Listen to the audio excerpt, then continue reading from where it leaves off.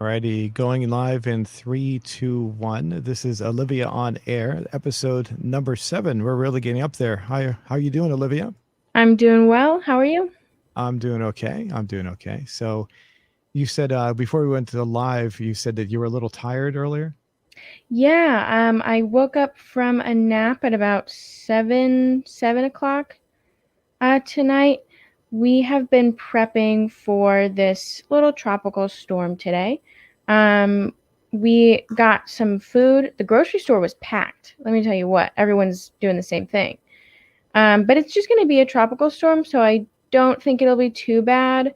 There's going to be some road flooding and heavy wind, but we're hoping, other than that, nothing really bad will happen. We just want to make sure we have things just in case the power goes out.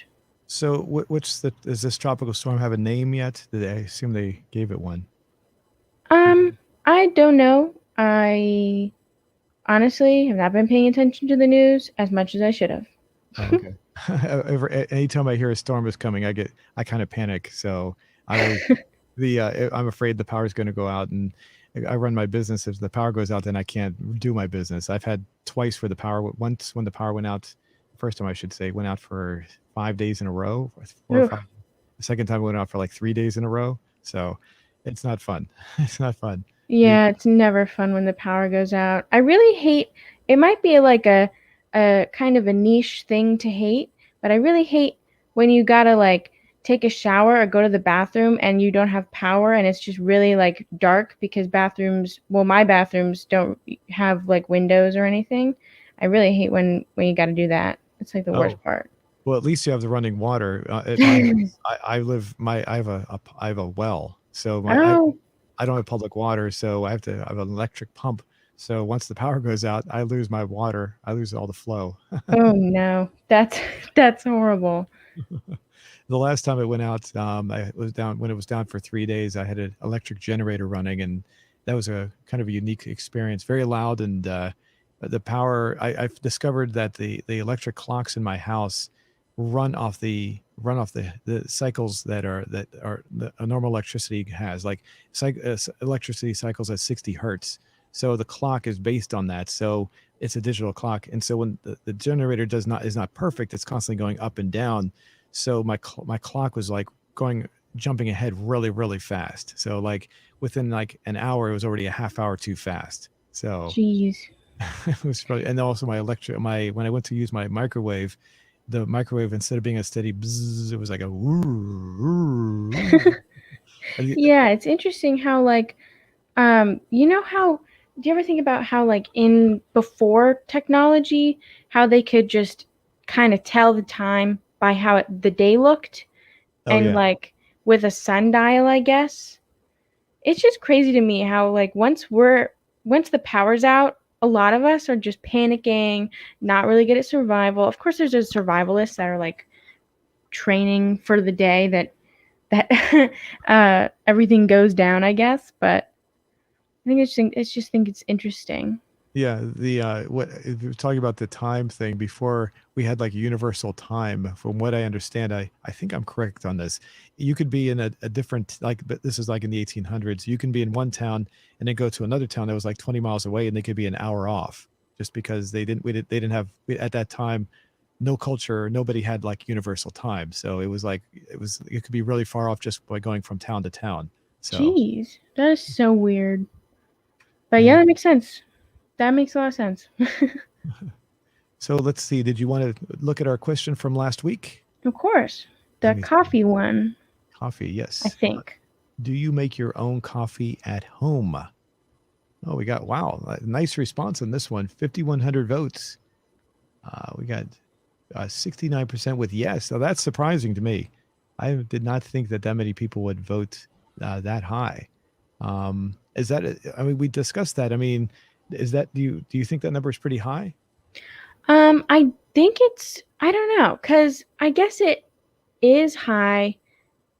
Maybe this is what I'm thinking. Maybe people started making coffee at home a lot during quarantine Mm.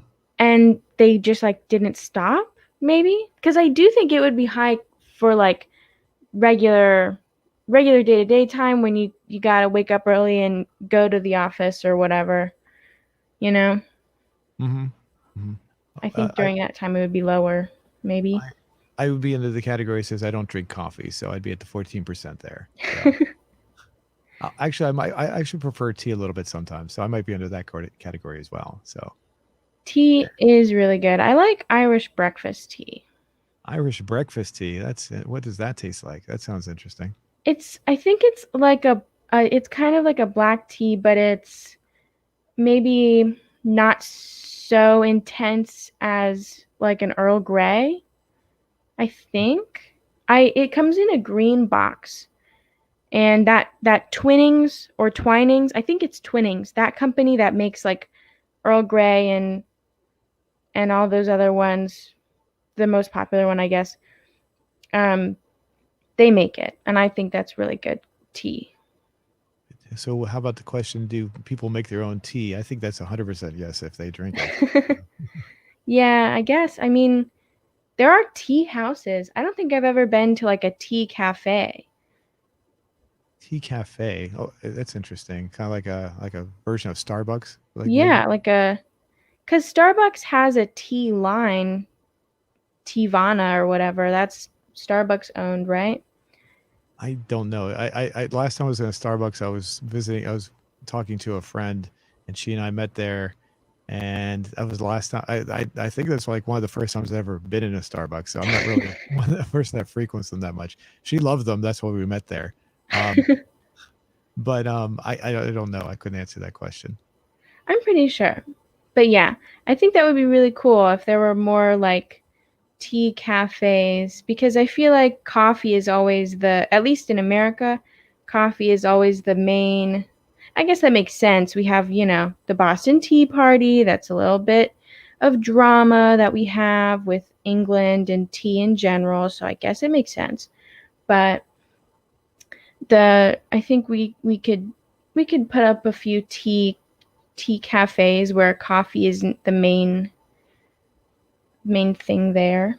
I think bringing up the Boston Tea Party. I if you went to Great Britain, I believe tea would definitely overwhelmingly be preferred over coffee. I think. Um, That's I'm not true. Maybe. I think, and now every time I hear people, maybe it's just a stereotype or something, but Great Britain seems to love their tea for some reason. So Yeah. I I mean, never hear them talking about coffee for some reason. well, if any of you watching are from England or I guess Europe, let us know what the UK drinks most of. Or I guess, yeah, Yeah, let us know what you yeah, give drink us most yeah, of. leave it in the comments, or you can always leave it on the our question as well. So let me look at these. Let me sort these answers out so we can look at the responses we got. Gabriel says, in fact, I brew my own coffee at home. There's a one right there. I don't make, I drink coffee. There's a no right there. Yes, at 69%. It looks like it's the same what we had right there. Tea, a tea drinker. See, Team Rogers says coffee is totally good to the last drop. Kiss Best Fan says drink only hot coffee. Another coffee person. And I can't read the name. It says yes with a little smiley face. Uh, uh, see, Journey Awaits says no, it stinks, and I've dealt with enough coffee stinking. Okay, I'll read that word to get aversion to it. Okay. Interesting. Let's see. Vinny says I don't drink coffee because wherever I drink one, I feel uncomfortable and my heart beats fast whenever I move, making Oh, me tired easily. Interesting. interesting. I've had stuff that where I've consumed something and my heart starts to beat fast, but never a drink of any kind that I can think of. So I have anxiety, and I can't drink espresso because it just gives me like the anxiety. I kind of have the same sort of thing where I can feel my heart beating super fast in my chest, and I don't know why. It's just espresso for me. hmm. I've taken some medication that does something like that, and it's a kind of it's unnerving. So and they have to stop taking that. So I Yeah. think that's mainly what I'm thinking of when I have it. So I tried some health stuff one time. I think the same thing happened. I stopped doing it. Um, kids are. Yeah. Oh wait, I jumped one. Oh, let me see. It says, "Well, yes, unless my wife does it for me." CJ says, "Kids are normally on this channel, so most of the yes votes are actually lie." LOL. I know. Did we discuss this? I'm not sure if we discussed this or not. Some people claim that when we post these questions, that the first response is the one that people just pick because it's the top response. Did we Well, discuss? let's switch it up this time. I've gone through the questions. I at first I thought that might have been the case. It looks like it is with this one, but going through a lot of the questions, there's a lot of them on here. It's not. I would say overwhelmingly no, because it's usually the first and second response that get the most responses. And what happens is the it just happens to be that we put the most popular ones at the top. I think that's what it is. So Maybe. Yeah, that's probably it. Well, we can put the most popular one in the middle or at the bottom this time, yeah, and that's good. wherever we think will be most popular, and Yeah, see what happens. Do a little experiment for you. Whoever commented that, we'll yeah. see. That was CJ. So Okay, CJ, we'll see what's going on next time. this one says SF. Not sure what that means. Of course, I made my coffee at home with a little smiley face and a tongue sticking out. But drinking coffee is not good. What do you say to that? I think if you drink too much, it can be bad. Like for the people who drink like 3 or 4 cups a day, but I think one a day, 1 cup a day is all right. I probably exceed that limit, but that's my own problem for the future, I guess. I'll Do deal you with drink? that when I'm 30, Do having you like drink? a heart attack or something. That'll be fine. Heart attack. Yeah. That's not good. Do you drink caffeinated or decaffeinated? Usually I drink caffeinated. I don't usually drink coffee after noon. Um, just because I don't think it's the best to do. But if I do, it's decaf Oh, okay. I after 12. Do you have anything else with caffeine in it? Um, I don't think so. I don't really like soda that much. Um, and I don't usually drink caffeinated tea. Is there Uh, such a thing? Oh, I didn't even know that. Really? Wow. yeah, most tea is caffeinated. Like black tea is caffeinated. Oh, Um, green tea is caffeinated unless it specifies decaf, then it's probably caffeinated. oh, okay. I usually, I used to, I don't drink any caffeine anymore. But a long time ago when I was starting off my career in radio, I would drink a lot of caffeine and I forced myself off of it. So, uh, It is very addictive. I guess it's the only legal drug. I guess you could consider sugar kind of a drug just because it is addictive as well, but yeah, I also got off sugar too. I was on heavy sugar. I used to, you might think I'm disgusting, but I would actually go into work and with a big pound bag of M&Ms and be finished by the end of my shift. a So, pound? I didn't know they sold a pound of M&Ms. yeah. I mean, I get M&Ms from the cooking, the baking section every now and then, and they don't have the pound ones there. But M&Ms are good. I can't blame you. Chocolate is delicious. Oh yeah, yeah. I had to, I stopped doing that though. So, and I see them, I get tempted, but of course I don't do it anymore. So, Every um, now and then, when you're at a restaurant and they have those packets of sugar, hmm sometimes I do dump a packet of sugar into my mouth just because it's a little fun and tasty and delicious. What, a whole pack? Really? Wow, Yeah, just a wow. little like they're not that big of packets. Oh, You little. put like Okay, 2 or 3 in your coffee. There's a little those little ones. It's okay, basically like a pixie stick, but it's not like flavored, and it's also not a pixie stick. okay. I see what you're saying. I was thinking like something like a little bag of sugar that they Oh sell. no, no, that would be probably way worse. The let's see. Next question. But drinking's okay. Okay. It's the easiest. I guess he likes making coffee. It's easy for him or her. Let's see. I don't think coffee is good for you. That's another one. Water. That's an interesting response. I'm pretty much only water right now myself. Same. Occasionally I have like what's called kefir because it has some probiotics for me. So I'm trying to Oh keep. yeah, is that like a what is it called? I just forgot the word. The It's we'll come back to it. I don't remember the word for it. it's like it has probiotics and Oh, uh, sorry, kombucha. I don't know about that. No, I'm not sure about that. I've never heard that word before. Um, the it's spelled Keffier, and it has a lot of calcium and a lot of if your body's lacking in probiotics, it's supposed to help a little. Sometimes it helps. Sometimes for me, it makes me feel a little weird. So Oh, I have to keep my I have a imbalance in my system, so I have to be careful how much I drink sometimes. So um, it's okay. I see the description of kefir. It sounds icky.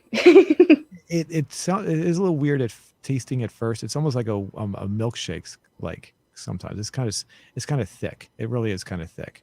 So, but you get used to it after a while, the first few times. And I will say this: usually I just get the plain kefir, which is not that tasty, but I've grown accustomed to it.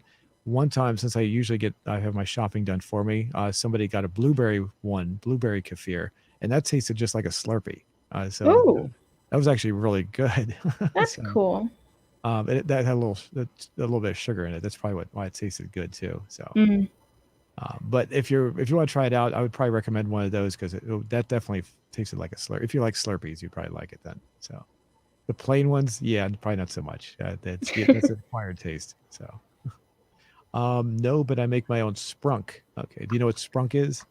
You said I think we saw that last time Okay, you at know what the that is. end. You said it was from GTA San Andreas. Yeah, it's from all the Grand Theft Autos, or most of them anyway. Maybe not all of them, but yeah, it's like their version of Sprite. So Interesting.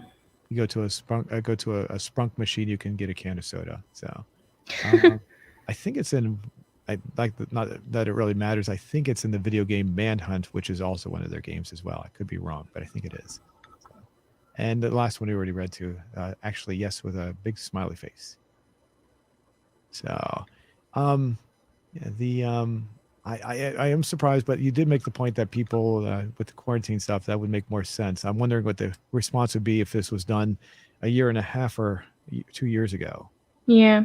Cuz I deleted TikTok off my phone. It was just taking up too much of my time.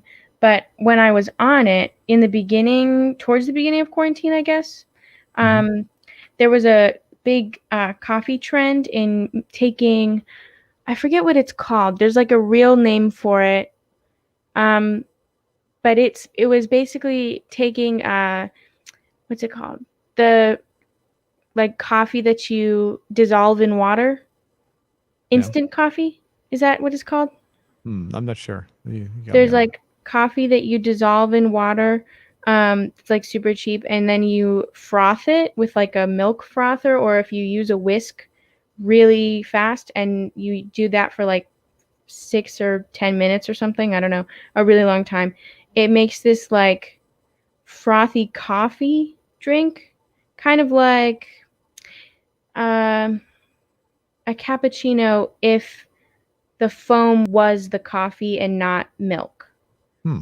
And that was like a big trend. And I did try it. I will admit, I tried a TikTok trend and it did not work because I did not have the dedication of whisking it for that long. So, Of would you say of whisk? Did you say whisking? yeah, whisking. Whisking. What's? I'm sorry. You got me on that word. Yeah, you have to explain what that is. You know those wire egg beaters? Oh yeah, yeah. The ones that you can just hold? Okay. That's a And whisk. oh, okay. Now I know what you mean. Okay. Sorry, I did my ignorance there. So you have to It's explain. okay. Not everybody cooks. It's okay. The as far as any other kinds of drinks, do you make your own? I make my own coffee um, every other day. So I use a French press and I brew some coffee and then I put it in little mason jars and I make it so that it's like cold for the next day because I like cold coffee myself. Really? Um, That's and interesting. I just put some, I'm lactose intolerant, so I use uh, um, like, what's it called? Milk, not milk alternative creamer and almond Oh, milk. okay. Okay. Yeah. Have you ever tried? You ever made your own ice cream before? I have not. I think in school actually. That was probably one of those little kid experiments cuz you just for that one for like in school you just put some in a bag. You put some like milk in a bag and then salt and ice in another bag and you put the bag inside the other bag and then you shake it and then you get this kind of ice cream stuff sort of. Yeah, kind of exactly, kind of ice cream. Yeah, I remember being at my aunt's house when I was a kid, and they said we're gonna make ice cream. I was like, oh, okay. And then when we got it, I was like, we should have just bought the ice cream because it wasn't that great. It's a waste of like 30 minutes of time for like not a lot of ice cream. Yeah, yeah. My aunt and her husband had bought a some sort of a big can crank thing that would you could do the ice cream with. It was like a big barrel shaped thing, Yeah, I've seen those. and afterwards I was like, yeah, this isn't that. I didn't want to say anything, but I was like, no, this isn't that good. Those don't work too well. I don't know. Well, maybe we were just maybe everyone was just doing it wrong. It wasn't just them. It was like a little family thing. So we just didn't do it right. I don't know. I just felt like it was kind of yeah. The store bought stuff is just better in that case. They've definitely mastered it. So I'll leave it to the pros um, to make the good stuff for sure. So, do you have a question for our viewers for this week? Um, I'm thinking about art a lot recently, as Okay. per usual, actually. And maybe we could ask something like, uh, "Are you pursuing, or have you, or wait, let me see this really quick. Are you planning to pursue, or have you pursued a career in the arts?" Does that make sense? Yeah. Perfect. Yeah. Okay. Are you? Oh, I kind of typed out. Are you pursuing or are you planning to pursue? Is that because I think I got it backwards from what you said. Either Um. way is good. Okay. Same message. Are you pursuing or are you planning to pursue? What was to pursue a what in arts? A career in the arts. Okay. Planning to pursue. And then for anyone listening, uh, when you respond, if you have pursued one, or I guess if you haven't, let us know what route you went down. We can add that question too. What routes? Like, how would you phrase that so people know what you mean by that? Um, What and ooh, I don't know. Let me think for a moment.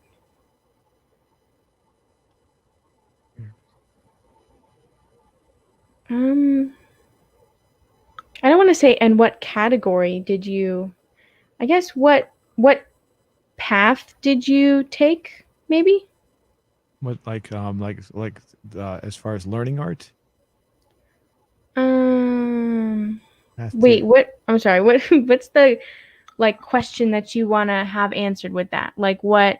well, I don't know. What were you, it was your. I wasn't sure where you were going with that. As far as I was just saying, as far as like, are you leading up to what path did you take? Like, what education did you acquire to do that? Is that what you mean by that?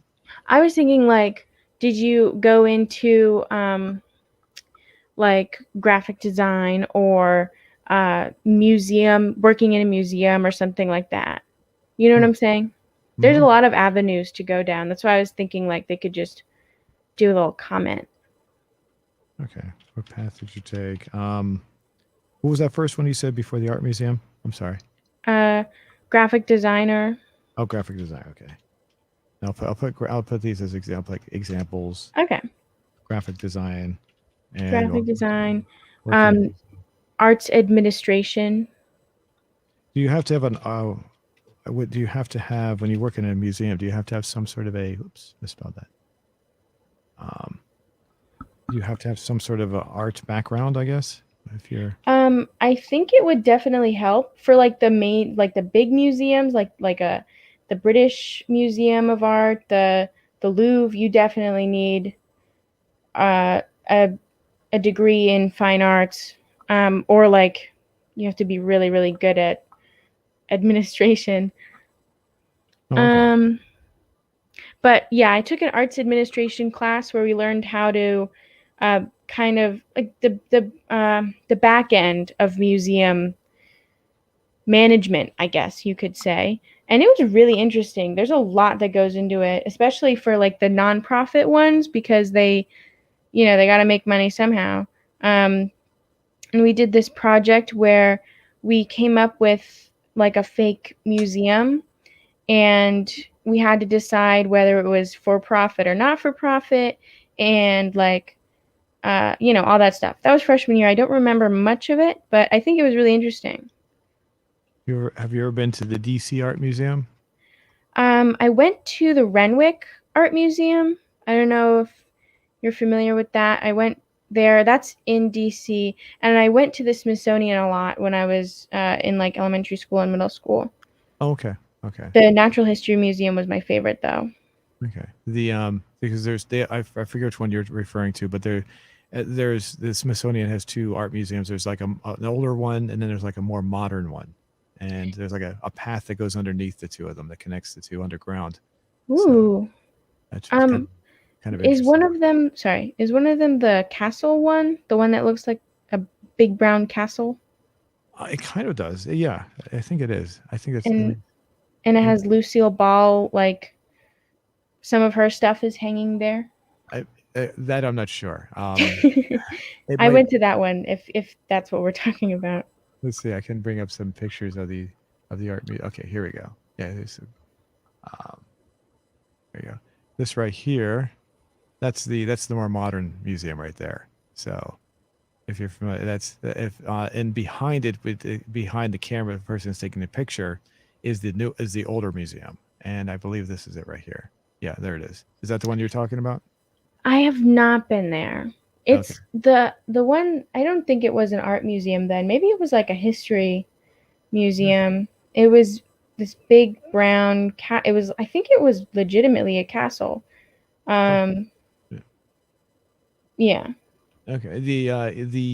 There are lots of little tiny museums all over the place too. So it might have been one of those that you went to. I that I'm not familiar with.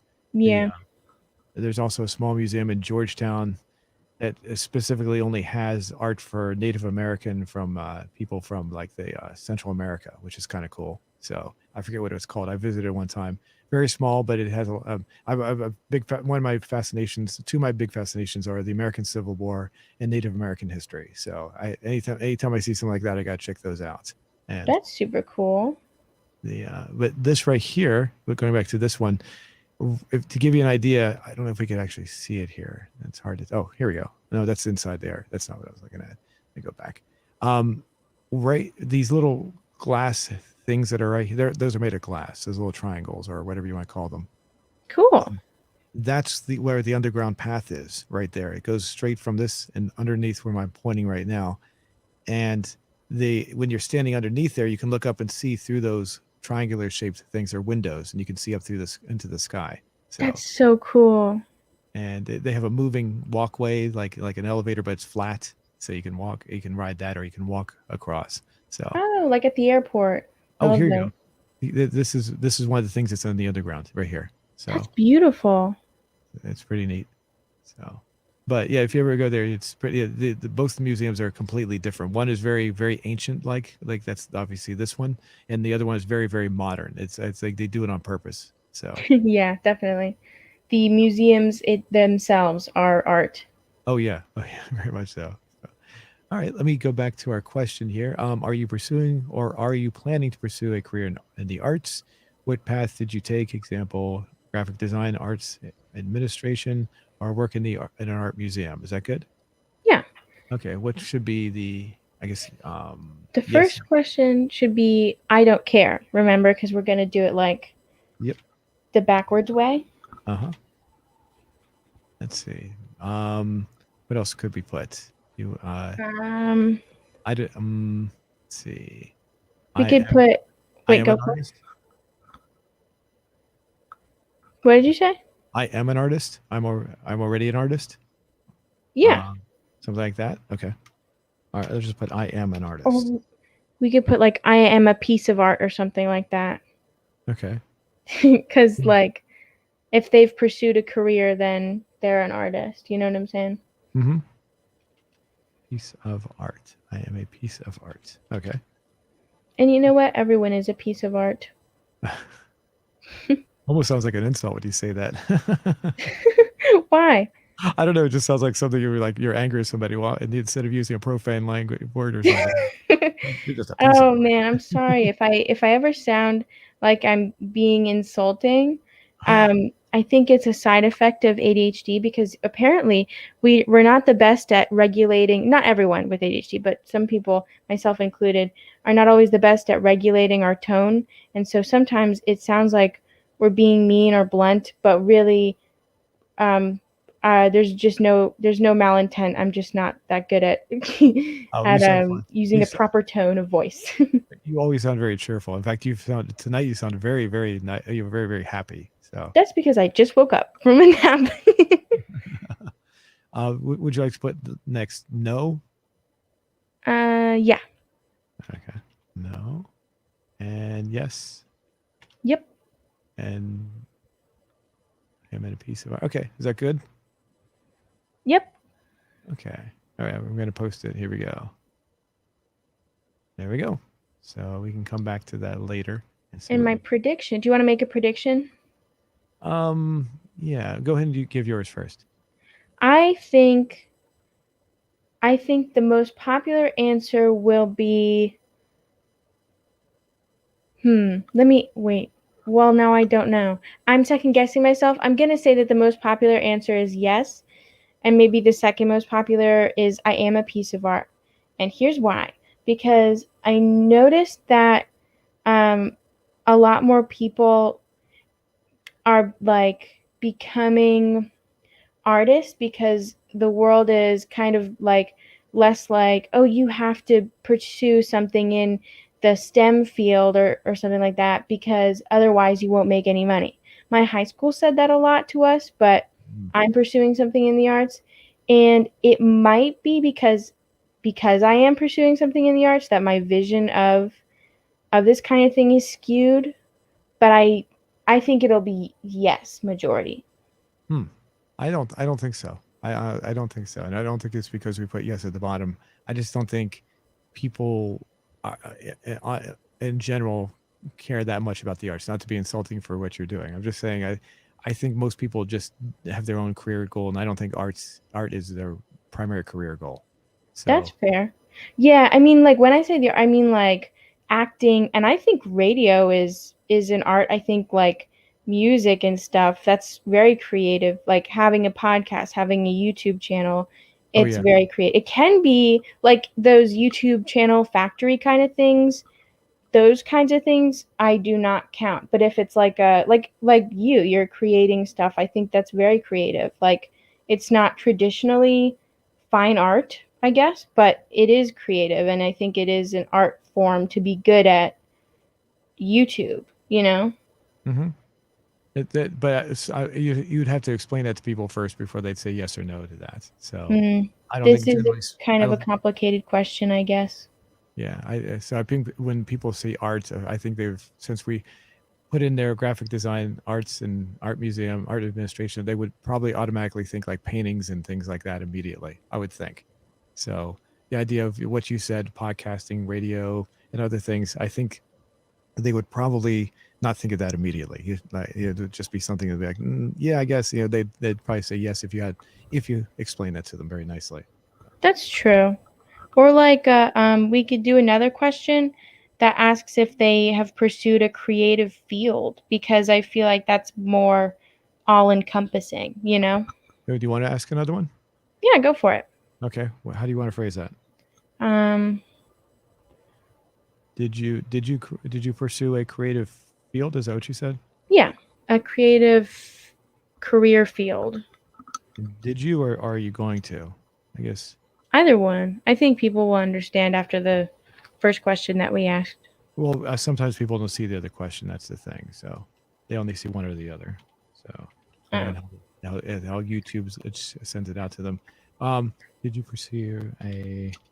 I'm sorry. Say it again. I blanked out there. Did you Did you pursue a creative career field? creative career field? Okay. Too many R's again. I guess it could end at career, a creative career. Kind of hard to say.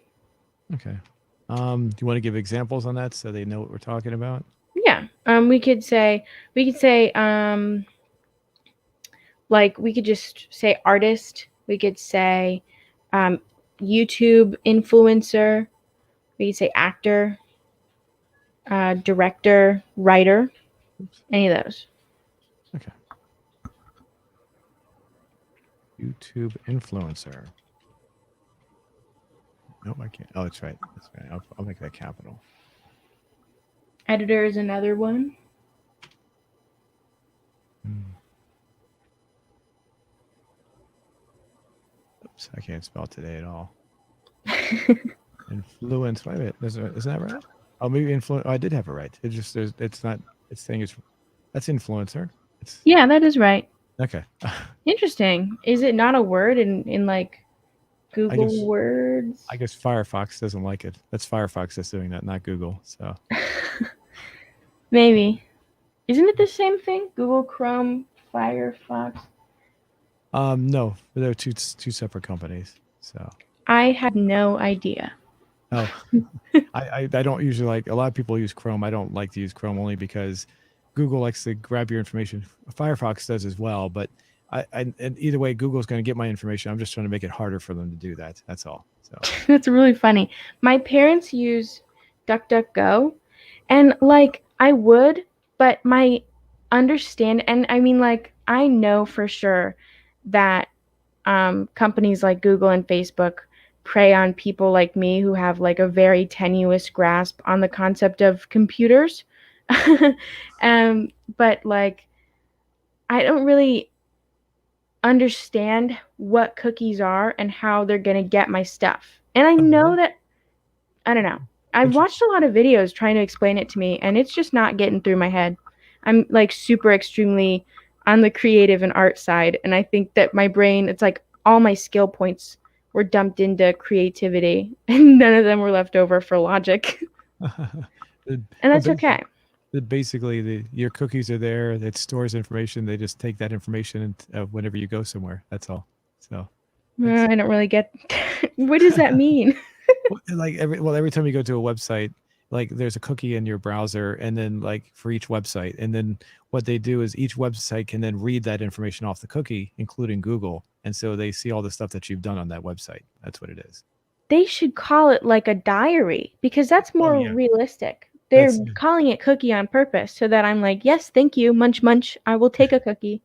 Chocolate chip, please. they yeah they like to use so they like to use things that I guess more people just have simple minds they like to think of. That's all. So if you put Yeah. diary in there, I think people like would be more they would like more intellectual people would probably like, oh yeah, I understand that, but the simple minded people are like, what does that mean? So Well, I think it's like I think it wouldn't be like simple minded versus intellectual because, of course, everyone's good at different things. I think that it's more like people who understand computers and understand numbers and like logic more would understand it better.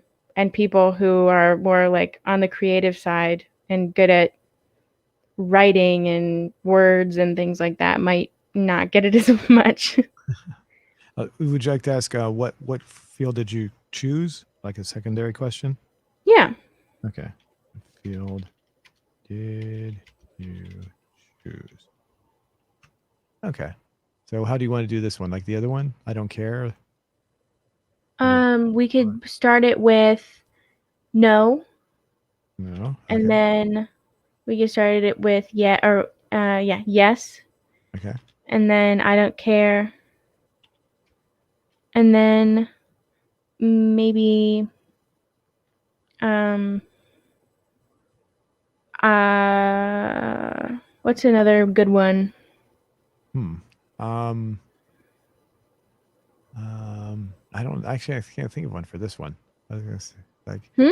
I can't think of one. I'm trying to think. Maybe if we threw something in there that said like, I'm an artist or something, but I don't know. That really doesn't work on this one. Yeah, if we tried to do that, it would be like I am a creative career, but that it's Yeah. not as funny as I am a piece of art or anything. Yeah. Yeah. We. I think that should be good. I guess. Have you? Have you? What did I say? Wait, oh, I didn't spell field right. What the heck is that? Hold on a second. I'm trying to. Okay, there we go. Oops, I spelled it. There we go. Okay. Does that look good? Perfect. You think that's good? Yep. Okay, I'll go ahead and post that. All right, we'll come back to both of those at the. We'll let's not look at the other one yet. Let's see what it'll be. Make it a surprise for the end of the show. So, Okay. all right. So our review this week, I put in the title of the video. I called it a movie chat. So it's kind of like a review, but we're just going to talk generally about it. So is the movie Clueless from 1995? How did Yes. and this is one of your favorite movies? It's like one of my favorite movies just to watch for funsies. Like, I feel like it's probably in my top 10. Oh, really? Okay. The Yeah. the Alicia Silverstone is the plays the main character. She plays Cher. What's her friend's name? I can't remember the friend's name in this one. Uh, Dion. Dion. That's right. Dion. Dion. Dion and Ty are Ty is like the friend that they kind of like adopt, I guess, to be like a little makeover project. Oh, right. That's right. Yeah, and she talks with a New York accent at first. So, Yeah. um, and I know I have lots of family from New York, and so I recognize that right away. Um, the and as the movie progresses, there's a point where what's her name again? I'm sorry, Ty. Is that it? What is Ty. Yeah. Ty? She becomes the for a moment she becomes the more popular one, and Cher becomes the less popular one towards Yeah. the and she's the whole point of the movie was basically her going after well not the whole point but there was a big plot of the movie she was going after the guy that turned out to be gay so Yeah. That was a big part of it. what would you say what was the major plot of the movie overall it's just her life. So it's actually like a modern adaptation of the book Emma by oh crap, what was her name? It's one of those books that's kind of like Pride and Prejudice, um, and Jane Eyre or Eyre and that kind of book, Okay. written in that kind of similar time. And if you look up Emma with Gwyneth Paltrow, that's like the movie version of the book, and they share a lot of similarities.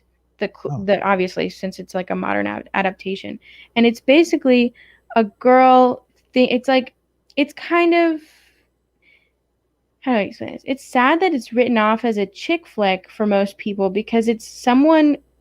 It's like a good plot of someone who's kind of who thinks that they know everything, who thinks that they are, you know, unflawed as a person, who makes a few mistakes and realizes that they might be part of the problem and they need to change a little bit. They do change and then they apologize for what they've done. And it's kind of like since it's such like a fashion forward and it's a very trendy movie for like the 90s, I guess. I think it was easy to kind of miss that plot, but it's like she thinks that she is great at everything. She's trying to match Ty with one of the popular boys. She's playing matchmaker. She's trying to match Ty with one of the popular boys in their school, Elton, and he does not share feelings for Ty. He likes Cher, and she doesn't see that. And then some trouble occurs, and she realizes that she's been wrong this whole time, and that she needs to not mess with people's lives so much. And it's kind of glossed over, I guess, or it's easy to miss because it's such like a flamboyant, fabulous movie. Hmm. Now I first saw this movie in when it came out in the theaters and I think that was the last time I ever saw it until I watched it this past weekend so we could talk about it and I would not put it at put it at the top 10 but I would definitely put it as a good movie so I would definitely recommend it. And the ratings I'm bringing up, I'm looking at this right now. Let me bring this up so we can look at this.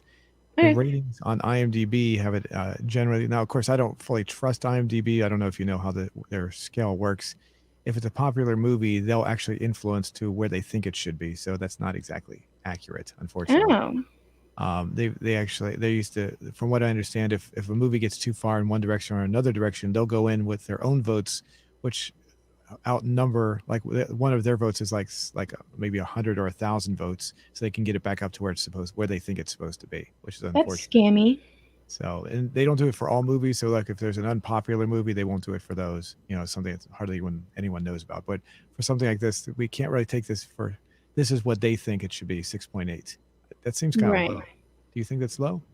Um, I think it kind of is. I understand why some people wouldn't like it, just because it is very feminine, very girly, and that's not for everybody. But on Google, the rating is like 91% like this movie, because it's like, I don't know how accurate that is either, but you can, on Google, you can say whether or not you've watched a movie and then rate it. Mm-hmm. And it's kind of more of like what the people say. 81% on Rotten Tomatoes, and then it also shows the IMDb score. Oh, it does. Okay, I was bringing up Rotten Tomatoes as we were talking there. So Rotten Tomatoes was. Oh, hold on a second. It's not coming. My browser might be a little stuck here or something. It's not coming up. Um, let me bring this up. What was the what were the numbers? I'm going to bring it up here in a second. It's just my browser doesn't seem to like that one very much. Give me a second. Rotten Tomatoes was 81%, and then 91% of Google users liked the movie. Okay, here we go. Wait a minute. Clueless came out. Oh, you know what? I forgot. It shows two Cluelesses. I forgot. In 1996, there was a TV show as well. I forgot about that. Oh, So I've never. Oh, excuse me. I've it never was. seen that one. I I remember heard it's being not on. as good. I Kind of don't. like the Mean Girls like movie TV show or whatever. Oh, they had a TV show for that too. I think so, or maybe it's like, I don't know. I think they did, or at least the second movie. I saw the second movie of Mean Girls, and it's crap. Oh, I didn't know there was a second movie. I didn't see the first one, so I can't comment on that. So, um, was the first movie? How did you feel about the first movie? Of Mean Girls, Yeah. a classic, Oh, is it really? classic film for me. I love it. Yeah, Oh, okay. I think The it's interesting. I think that I think Tina Fey directed it or wrote it, mhm. and I think it was a really good commentary on high school and like kind of like catty cliques. Oh, Anyway, really? Oh, okay. Like you can see that a lot in the, well, I've seen that clicks in a lot in the workplace as well. So it might work in the for the modern, for like people that are not beyond high school and beyond college as well. oh yeah, for sure. Um, the one thing I was going to talk about, the woman who directed Clueless. Well, look at the audience ratings. The audience score is actually 76. I don't know if you saw that there. So for on Rotten Tomatoes, and uh, does it do a oh, it doesn't do that here. There's sometimes you can actually change the results. I forget how that works. Oh, top critics. Yeah, if you click on there, it'll tell you what the top critics versus all critics. So it changes it around a little bit. So top, I don't know how they determine who the top critics are there. The woman who directed Clueless, Amy Hackerling. Have you ever? She did a movie back in the 1980s that was kind of another high school movie. I don't know if you've ever seen it, called Fast Times at Richmond High. I have not. Have you heard about that one? I don't think so. Oh, okay. That's probably the movie. That movie pretty much would define, I guess, like how schools were in the 80s. I would definitely say that that's pretty accurate. So, Oh, it's if you want to see, and it was a very very good movie. I wouldn't say it's the best, but it's a fun movie to watch. Um, I'm trying to find. Oh, here it is. Fast Times at Richmond High. She the person who wrote it only comes out with like a movie every so often, but she did a very she based on what I've seen with Clueless and with this, she's a very good, she obviously is a very good director. So she's done two high school type movies. I would recommend this one as well. Oh, it was 82. Wow. Yeah, yeah, that really captures the feel of what high schools are like in the 1980s for sure. So that's cool. I'll try to check it out for sure. um there's this and of course the movies during that period, that was when they were going from being more raunchy to being more for family oriented. So this was still in the transition period, so going from raunchy to being more family friendly. Movies during the 70s were very raunchy, and that it was they were like trying to mellow out and try. And so during the 80s you had all these movies that were coming out that were just not as raunchy because they wanted to get more family people in there. So I think That makes sense. this was at the very end of that, close to the end of when they were doing all the raunchy movies. So there's still a lot of raunchy stuff in this. So um, Yeah, I saw on HBO one day. I was like super bored, and the movie Class with oh, what's his name? It was made in the late 70s or early 80s. It has, let me look it up. Class. I'll have to, yeah, let me look that. Class. It's like repulsive. I'm not gonna lie. It was really bad. I mean, it's definitely like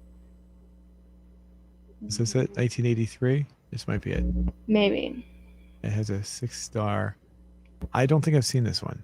Young man in a private school Yeah, spends with one crazy night out, but soon realizes the woman he hooked up with is not who he expected. Okay. yeah, That, it's that sounds, like yeah, that sounds like, it's go ahead.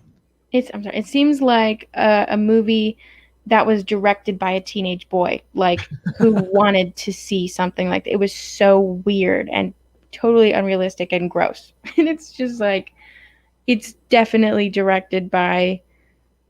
It just seems like it was by someone who wanted to see who made it for himself. You know what I'm saying? Uh huh. It was so weird. So yeah. I'm glad they moved away from that. The yeah, you don't see as yeah, this is definitely, yeah, this is at the tail end of when they were doing that stuff. So when you have the more raunchy stuff, yeah, because it definitely by the late 80s things were very more tame at that point. So Yeah. let me get back to our movie here. Oh yeah. I don't think that was a very popular movie. So Class, it's one of those movies that probably came and went pretty quickly. I don't remember that one. I usually tend Yeah. to remember the 80s movies if they were popular, and that one doesn't ring a bell. So um now, oh yeah.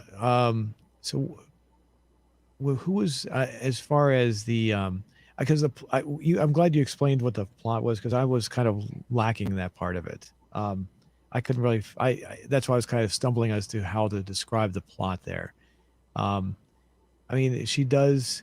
It's. I was watching it from beginning to end, and like I said, this is the second time I'd seen it. So, and I just felt like it just felt like a day in the life kind of a thing, you know, just showing different things. But when you explained it, it finally made a little bit more sense there. So, Yeah. I had seen it many times before. I watched the movie Emma, which it was based off of. Um, I watched. You can look it up. I watched the movie Emma with Gwyneth Paltrow from I think 1997, maybe. okay, because there's another Emma. Oh, there's a whole bunch of Emmas in here. Okay, hold on. I went to the Yeah, first it's a one. very classic book and movie adaptation to do. And I think it's because the plot is so strong, and this is just like a modern version of it. Um, but I watched that movie Here it is. pretty recently, and it wasn't until I watched that movie that I made the connections. I thought it was just like a fun, you know, watch it, to see some fun outfits and that kind of thing until I saw this movie and I started like it started connect it was like I I just kind of realized that they were very similar movies. um and it was like they it just like the similarities were really starting to become obvious towards the middle of the movie. And I looked it up, and it turns out that it's like a book. This movie was based on a book. There's another one with Anya Taylor Joy that was made in like 2020, I think, or 2019. That is another adaptation of it, and the Clueless is also a loose adaptation, a loose modern adaptation of it, kind of like Leonardo DiCaprio's Romeo and Juliet, but less like an acid trip because that movie was really weird. I didn't see that version. I didn't. Is that something that's worth watching? It's definitely interesting. I think in middle school, we the teacher showed it to us instead of Romeo and Juliet from 1968, Hmm. um, which was an interesting decision, just because it's like a more violent and weird version of Romeo and Juliet, and I just remember being really confused because it was just really weird. And my best friend described it like an acid trip, and I could not agree more. I've never been on one, but I think that if you watched Romeo and Juliet from 1968 while on drugs, that would be the Leonardo DiCaprio one would be like what you saw. I don't know if that makes sense. Okay. I don't. I've never taken any drugs except for caffeine. So, as we established earlier, so I wouldn't know. So like you, so I'd have to see it to see what you're talking about, I guess. So, is it It's something you odd for recommend sure. though? Hmm? Would you recommend it? Which one? The one with the Leonardo DiCaprio one. I would recommend the one from the 60s, the Romeo and Juliet from the 60s. That was a really good version. I liked it more. The one that was like the acid trip, is that like was that told in the correct era? The I guess like I guess you could say the correct era, the time period it was originally mm, played in. I really couldn't tell you. It seems like it's an alternate timeline. Like maybe it was in the 90s, but it was just like it was like a different universe, I guess. Like it was, how do I explain this? It was like, I think it was Los Angeles, but it was much weirder, more a little bit on the camp side. I don't know if that makes sense. Campy, you know what I'm Mhm. saying? Yeah, yeah, I gotcha. So it's something that has to be experienced, I guess, is what you're saying. Yeah, I don't really know how to explain it. And I feel like it's one of those things where you either love it or you don't. There are parts of it that I like, but most of it, they should have called it a very, very, very loose adaptation of Romeo and Juliet, not Romeo and Juliet. The I don't remember seeing. I remember seeing Taming of the Shrew when I was in school, and that was the version I saw was probably much older, and that was actually whatever it was actually done very well. I don't remember seeing Romeo and Juliet though. So when I was in school, I don't know. Maybe I didn't. I just forgot. So I definitely Maybe. did not see the newer one though. So I I don't know if I want to see it though.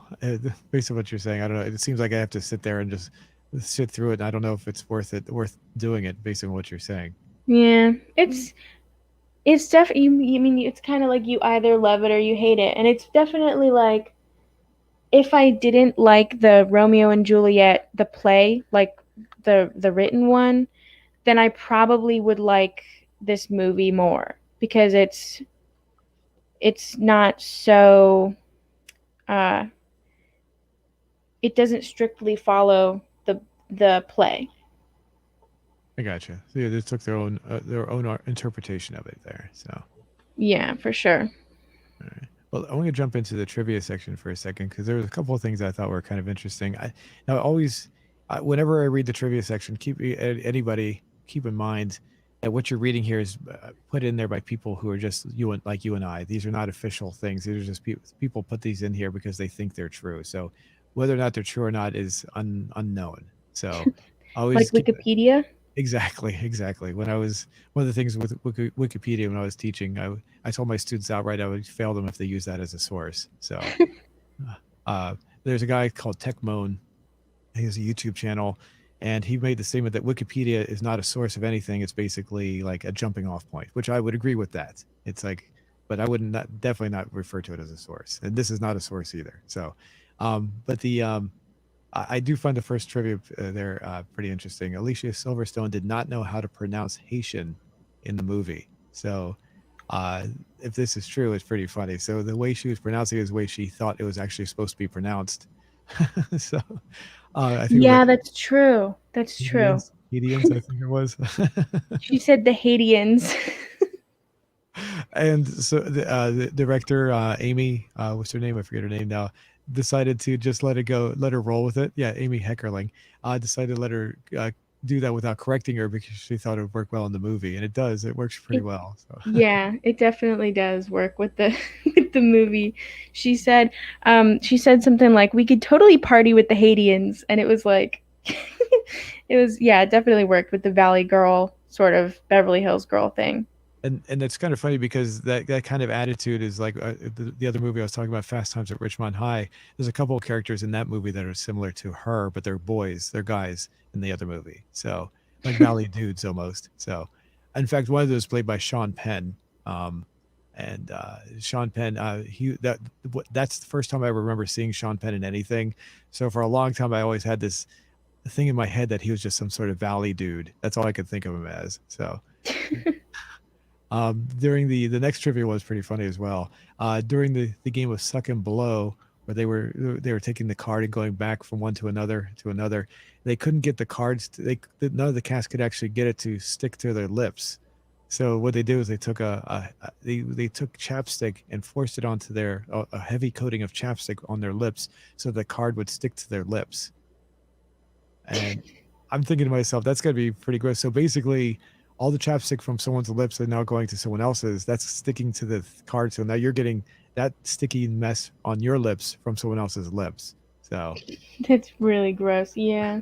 I guess it's more gross now though because I remember in like high school and before that, I feel like maybe I just had like a looser grasp on the concept of germs or I didn't care as much.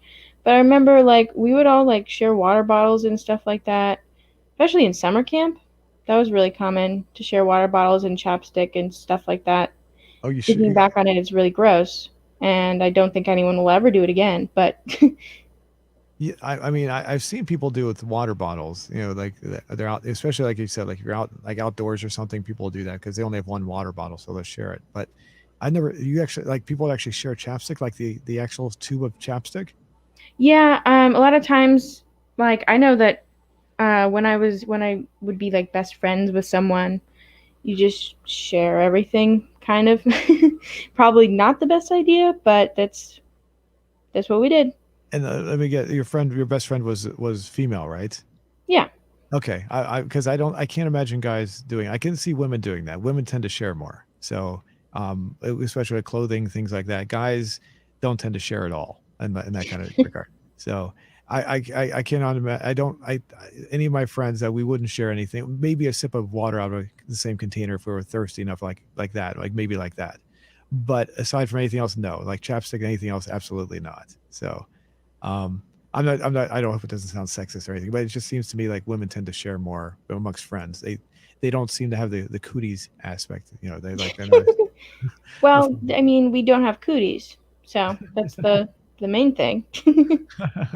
So, let me see if there's anything else. I don't think there's anything else in here. I tried to find some things in here that were kind of interesting. The two at the top seem interesting enough. I know that the costume designer was like she was like a magic worker. She their budget was not that high, which you really wouldn't be able to tell from the costumes. But they used the costumes in a really smart way where they instead of using like text at the bottom of a screen or something like that, they showed the progression of time with the costume design, with layering and the colors that they used and everything like that. And I mean, like everything was just so well done with the costumes that they showed like let me think like with Ty in the Mhm. beginning they showed her in her helpless quote unquote helpless state like where she kind of looked more comfortable. Like she dressed like the first boy that she liked with the long hair. I forget his name. Yeah, Um, yeah. yeah, I I can bring it over here, but yeah, go ahead. she dressed more in that style where she was just more comfortable. Um, and then she, like, as the show progressed, you could see when Cher would pick out her outfit. If you looked hard enough and you like kind of like you really like fashion, you can kind of see when Cher picks out her outfit and when she does because she doesn't understand patterns in fashion as well as Cher does, and she also doesn't have the money that Cher does. So she looks more like she kind of like maybe bought them from the mall rather than right from the like a designer or something like that. Hmm. And you can see her trying to wear plaid and stuff in the same way Cher does. And then like especially at the party, you can see how um, in an insecure situation, she uses layers to cover up, like how she did in the beginning of the movie. So it's little subtle things like that that like the costume designer did. And there's been interviews with the costume designer where she talks about how everything was intentional with the costumes and all the little things. Like she definitely, I don't have any like with me, but she talks about how everything was intentional and like deliberate, you know? Yeah, it looks like it's over the top though. I mean, I don't remember. I was not in high school in the '90s, so but my sister was, and I don't remember anybody dressing like anytime I was at a school event of any kind. I don't remember anybody dressing like this. This is, don't you think it's a little over the top? Oh yeah, it was definitely an exaggeration, but I feel like that's kind of what the movie was, you know, like it's kind of an exaggeration with the costumes just to drive home the fact that they are like Beverly Hills teens, Okay, you know? I got you. And it's like with Cher, of course she has to be super ultra fabulous because she's rich and she lives in Beverly Hills. And her father is a litigator, so she's got to be super rich, spend a lot of money, that kind of thing. Hmm. Now, what did you say at the beginning about words at the bottom of the clothing? Did I miss something there? Because I was trying to figure out what you meant by that. Oh, I meant instead of using like words at the bottom of the screen, you know how some movies are like in the fall semester they put at the bottom of the screen or they talk about like 6 months later at the bottom of the screen. Instead of doing that, they used the layering of clothes and the colors of the clothes to indicate what season it was. Like this, you can see it was in that past picture, you could see it was probably spring. People are wearing like lighter toned colors and it's not as heavy of layers. And then in the next picture that you just went to, Yeah. you can see that it's probably fall because they're more like autumnal colors and like it's burgundies, darker yellows. And I if you see the full outfit, I think she has stockings on and she's like more layered up and everything. Okay, So this is that very. kind of thing. I like you. You sound like a true artist when you speak there. By the way. Thank you. Yeah. Colors are super important and I feel like whether you realize it or not that like you can kind of like with that, you can see the layers of the clothing and you can see how there are deeper colors on all of them. Cher's shirt underneath her vest is a lighter color, but the vest itself is like a burgundy. And so is Dion's. And also, that's another thing. You can tell that Dion and Cher collaborate on their outfits. They call each other. I think the costume designer was talking about it in an interview. She said that she wanted to make it seem like they were true best friends, in the way that they might call each other and be like, "This is what I'm planning to wear tomorrow. What are you planning on wearing?" And then they can kind of say, "Oh, we want to do more like, let's do fall colors and let's do like these pointed shirt collar things." Like they both have those smart looking shirts on underneath. Hmm. And Ty isn't fully in their friend circle yet, and she maybe wasn't in on that in that on that little detail. So she's wearing a green sweater with a green shirt under it. Little things like that. Gotcha. I would be out of place then because I usually wear a black button-down shirt but no matter what time of year it is, unless plan on being outside for a long period of time during the summertime, then I won't. And also, I take that back. When I used to fly as an airborne traffic reporter, so when I would fly, even during the wintertime, I would not wear black shirts because when it being up in a plane, the sun is just like you're at a higher altitude, so you have to wear very light colors then too. So. Um, That's true, yeah.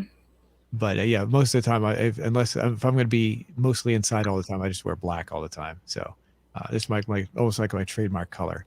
Um, but Yeah.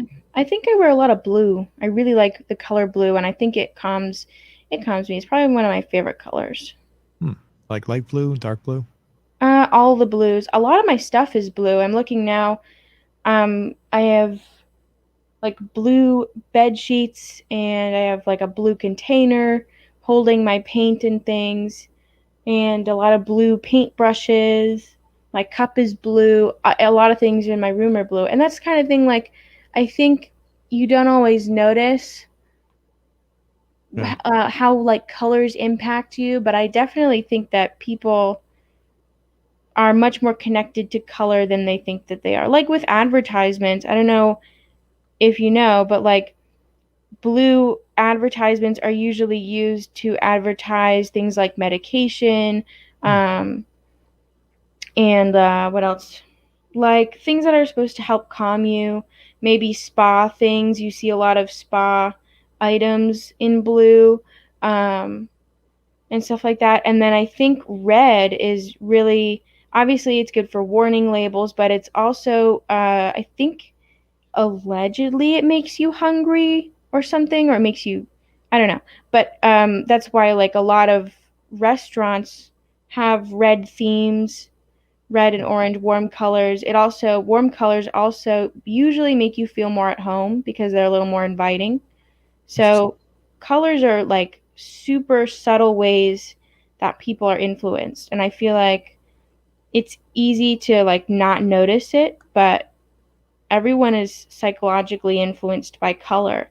And I, that's why graphic design and advertising is so like there's no way to escape it, you know? mm-hmm. I heard, I don't know if I heard this about 20 years ago, that if you're going to be in court, and you're testifying and you want people to believe that you are telling the truth, you should wear blue. Probably, yeah. I don't know if I don't know if that's true or not. I just heard that on a radio show one time, and so the fact that you're talking about colors also, just made me think of that. So I also talking about blue. You probably heard of this, but how blue for babies, when they have light blue, that usually means boy and pink means girl. Do you know that was not the case prior to the 1950s. It was actually Yeah, yeah, it it was, was switched, right? yeah, it was switched. I thought that was pretty cool. So That is pretty, yeah. And they also like in before um what's it called? Like the industrialization of clothing, if that makes sense. Like when people could buy clothing mass produced instead of making it yourself or having someone else make it for you. Before that, all kids wore dresses because it was much easier to deal with them and like change them and stuff like that if right. they were in a dress. Yeah, I saw a picture of my grandfather from the early part of the 1900s when he was very young. He's been dead for about 30 years now, but um, yeah, my dad showed me a picture one time. He said, "Know who this is?" And it was like a little kid in a dress. And he said, "That's your grandfather." So, Yeah. So, and and that makes sense because pants on toddlers, that, I mean, that sounds impossible. I don't know why anyone would do that. That sounds like it's a nightmare to try to change one or anything like that. Now, talking about that, I also heard, I don't know how true this is. I heard this one time that the reason why, now what happened is as time went along, as the boys got older, they would cut their hair shorter, generally, and make them wear boys' clothes when they got older. But they would keep the girls wearing dresses and longer hair, and I don't know how true this is. I don't remember where I read this. That the reason for that was so that the women would be considered more childlike and be had to be taken care of, where men would be the more dominant in the relationships and things like that. And that's why women would wear dresses and have longer hair. Now, That I is weird. I don't know if that's true or not, but it seems like it would make sense in some way. You know, nowadays it's not. That was from a long time ago, but you know I could see that very much being a thing, trying to maintain a control over, one complete gender like that, just by Yeah, that would making make a lot of sense, especially because so many men, like, I feel like now, or at least in the past many years, it's like they kind of, I guess, I don't want to speak for all men. Of course, I know it's all men, but I know a lot of them, like a shaved women, um, with like no leg hair and stuff like that, and who looks like kind of skinnier and like has an innocent mind and stuff like that. And it's kind of like that's you're talking about a child. That's a child. mm, It's not a that's not that's a interesting. That's very, yeah, wow. post-pubescent woman. That's I never even that's interesting. I never drew that correlation there. That's really interesting. Yeah. Is that something you came up with on your own, or is that just something that you had heard, or Oh no, that's a yeah, that's very like I feel like a lot of people came to that realization in the past couple years. I've seen that around. It's really weird, but yeah, because like if you I guess it probably started with paintings and things depicting women um as like with symbolism in the painting depicting them as innocent beings or like virgins or whatever, and then also not painting them with any like hair on them. And it's like that's basically a child if they have, innocent thoughts, not really like a not like any controversial opinions on anything or anything like that, and like no hair, maybe like skinny and like underdeveloped. That's a child. right? The I will say if I see someone with hair, regardless if it's male or female, I get kind of grossed out sometimes. So I see a person walk around with hairy legs, I just go like, yeah, whatever. I don't want to see that. So it's I was actually grossed out by my best friend. His name is Trevor. I was at his place. This was several years ago. His sister decided she wanted to. She pulled her legs out and she had hairy legs, and I was just disgusted by that as well. So I, she wanted him to help. She wanted him to help shave her legs. I was like, okay, this is too much for me. I gotta go. That's weird. Why would you need help? I don't know. I don't know. It's just kind That of is weird. weird. Yeah, I would leave that situation as well. But yeah, when I see guys with hairy bodies that get turned off, I do have like a hairy chest, so I don't like to show my chest because of that. So I don't want to gross people out. So I did try to shave it one time. It just makes it all itchy, so I don't do it again.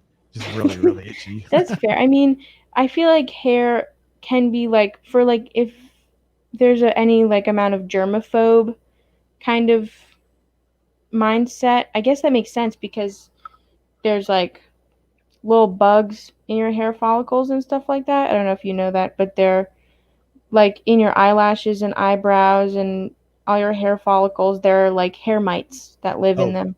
yeah yeah, like the microscopic size. Yeah Yeah. yeah So that makes sense. yeah. The was there any? I was trying to see. Was there anything else in the movie that that you wanted to talk about? I'm trying to think. I can't think of anything else off the top of my head. Um, Right I through don't here. know. Uh, uh, as far as the way, I mean, this is it's one of those movies that I have a hard time relating to. I didn't have a rich family like this, Oh so yeah, no, neither did I. like whenever I see these kind of movies, it's like watching a John Hughes movie from the 1980s. It was like every one of his movies was pretty much a rich family from Chicago. Like, and I was like, I can't relate to any of these. They're just way too rich. What Home Alone. I think he did Home Alone. Like Ferris Bueller's Day Off. All those. I'm like watching. Like I can't relate to these people. They got too much money. So this is one of the things. But this wasn't too bad in that regard. But it was definitely that because I felt even though that they were extremely rich, I could relate to them if I was possibly maybe a teenager from this generation. Maybe. Um, Yeah, yeah, that makes sense because like, I'm definitely not rich by any means at all, but I feel like I can relate to these people too because I think it's because the message is like it's not so much based around the richness that's mhm. kind of pushed to the side. Like the friendship and the little bit of dramatic parts of it are the main focus, and it's like very clear that they're the main focus. You know what I'm Mhm. saying? I feel Yeah. like the director did a really good job of making the friendships the main point of it. Gotcha. Yeah, I agree. I definitely agree. It the I mean even I don't know. I can't really seem to add too much to it because you seem to hit it right on the nose on that one. But I mean, um, most of the characters are definitely kind of like repeating myself. Seem to be relatable to the average person, is what we're saying. So Yeah. The richness is like a fun part of it, and it can make it just more fun to watch because I feel like for me, seeing, people struggle in a movie isn't always, what I want. Sometimes I do want to see just like rich people having fun. Um, as much as I don't love them in real life, if I want to see rich people just having fun sometimes, just spending their money because it's like movies are a way to escape. Right. So just seeing them having fun is nice every once in a while. And I feel like the relatability of, I feel like especially as a teen or your early 20s realizing that you have flaws and that you know, you're a fallible human, as everyone is, and you can be wrong, and then like having to face that for this is probably the first time she's had to face being wrong about a major part of her life, especially something she loves to do so much, which is matchmaking. um, to face the fact that she's wrong about it can be like hard, and it shows that struggle, even if it is in like a Beverly Hills rich teen kind of way. It's like it's still it's still like difficult to say to yourself, I was wrong and I need to work on myself and change a little bit and also apologize for what I did. And I feel like that's like one of the hardest things to do, and sometimes people never do that. Hmm. So, I think you summarized it pretty well there. I do want to jump off what you're saying, change the subject just a little bit. And the one of the movies that her friend that she was attracted to when he turned out he was gay, I don't know if you caught one of the movies that he liked was Some Like It Hot. Have you ever, do you know what movie that is? I've heard of it. I don't think I've ever seen it. Okay, I saw it when I was a kid. I think it came out, I believe it came out in 1958. It's about two men that have to dress like women through the to because they have to. I forget what the reason is to dress like women, but as soon as she said that he liked Some Like It Hot, I was like, oh, okay, now I know where they're going with this. So, um, the end of the movie, one of the characters, a guy falls in love with one of the a guy that's not dressed up like a woman falls in love with one of the two guys that's dressed like a woman, and he says, I guess you could call it a very gay situation because he once he finds out the guy's a gay, finds out that he's actually a guy. I mean, the guy that is a guy says, that's okay, I still love you anyway. So, which is Aw, kind of interesting for a movie from 1958. So, that's really uh, sweet. Yeah. yeah, it's I was very. I forget what the other movie was, but that one stood out when I saw. I remember, like I said, I saw that the other one when I was a kid. So I don't remember what the other movie was that she mentioned. So She said that he likes Mel Gibson. Mel Gibson. Oh, like maybe he was attracted to him. I guess is that what it was Yeah. supposed to be? Okay, okay. I thought she mentioned another movie. I couldn't remember what it was though. So how do you feel? As far as these outfits, I mean, when you were in school, like I said, I didn't go to school in the '90s.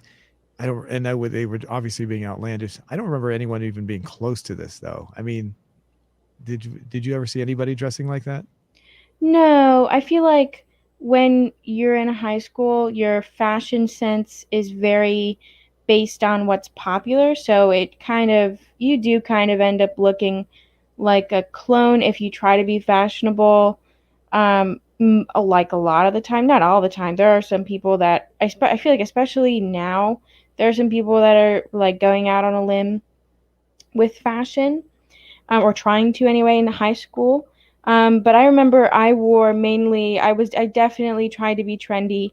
And what was trendy when I was in high school was it was like leggings and a sweatshirt, and they're like yoga pants basically, but without the flare on the bottom, or like skinny jeans and like a t-shirt. It's kind of like simple clothing, but it was very like, I don't know. It was not anything like this for sure. And every once in a while, like a dress or something. Hmm. But Yeah. yeah, overall, as I guess everyone feels, just embarrassing high school clothing, really. I would if you wanted to see. uh, uh, the other movie I mentioned, Fast Times at Richmond High, definitely give that a watch. But you'll see, yeah, you'll see. I think that, like I said, they captured the feel of it pretty well. The clothing is not outlandish in that one. That's actually pretty close to what it was like in the '80s. So that was the early '80s. So that's kind of like almost like the transition from the '70s into the '80s. It's movie a little before my time in high school, but it's close to what I remember. So Right. I don't remember being fat. I did not follow the trends or anything like that. I was actually completely my own thing. So I didn't dress any trendy at all. In fact, I was actually, I don't know, I just wore jeans and a jacket, and I just didn't really care. I guess I wasn't really into that. So well, being trying to be what I mean into that being trying to be like everyone else. I guess I was just trying to be myself. I guess. So Right. Yeah. I mean, um I feel like the popular thing or like the trendy thing is usually criticized or either it's like either criticized or it's like totally embraced. And I feel like the popular thing in general isn't always bad. Um, because I understand wanting to like dress differently because I think I kind of did that a lot too. I tried to wear like baggy jeans instead of skinny jeans because I just hated the way skinny jeans felt, and yeah, I didn't wear dresses and stuff like that. But like I feel like a lot of the trends I secretly liked.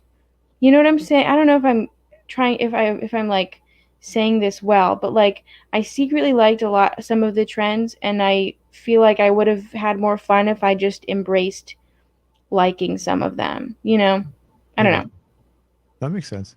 The I can understand what you're going through. I mean, but the when I could say when I was in school, just give you uh, my point of view on it. I did not like what the boys were wearing, but I did say the girls at the time were actually kind of cute. So I always thought they were dressed attractively. In fact, when I see something from the time I was in high school, it's actually something from that period. I'll go, oh yeah, that's pretty. I remember that because I thought they dressed really cute back then.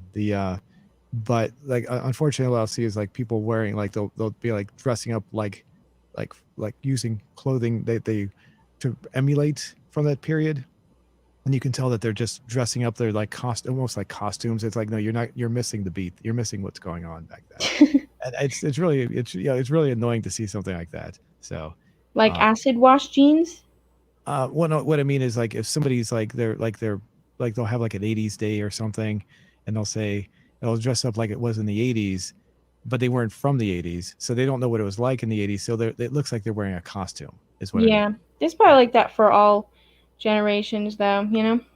I yeah. definitely didn't like what a lot of the boys were wearing when I was in school. Like, I guess in middle school, it was super popular to wear these like really baggy shorts, Oh, really? and it Yeah, was like these outfits that were like neon color Nike or Under Armour sports clothing, and it just looked.